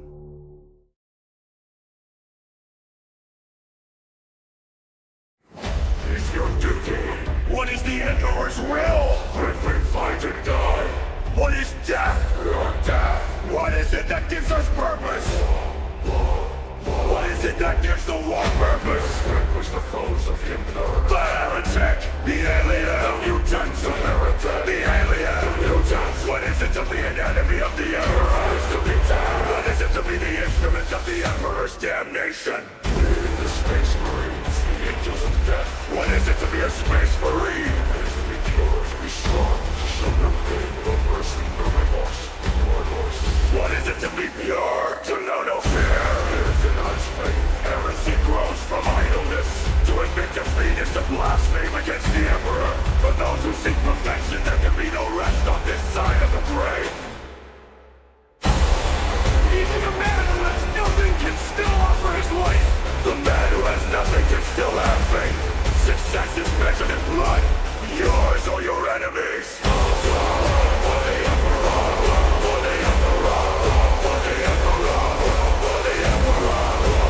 For the Emperor. This is the hope of moment. This is the hope made to the throne. This is the hope of Blackthrone.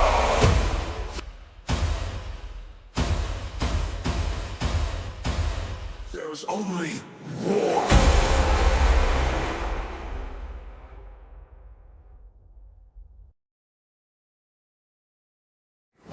Is your duty? What is the Emperor's will? Every fight and die. What is death? Death. What is it that gives us purpose? What is it that gives the war purpose? Vanquish the foes of Lunar. The heretic, the alien, the mutant, the heretic, the alien, the mutant. What is it to be an enemy of the Emperor?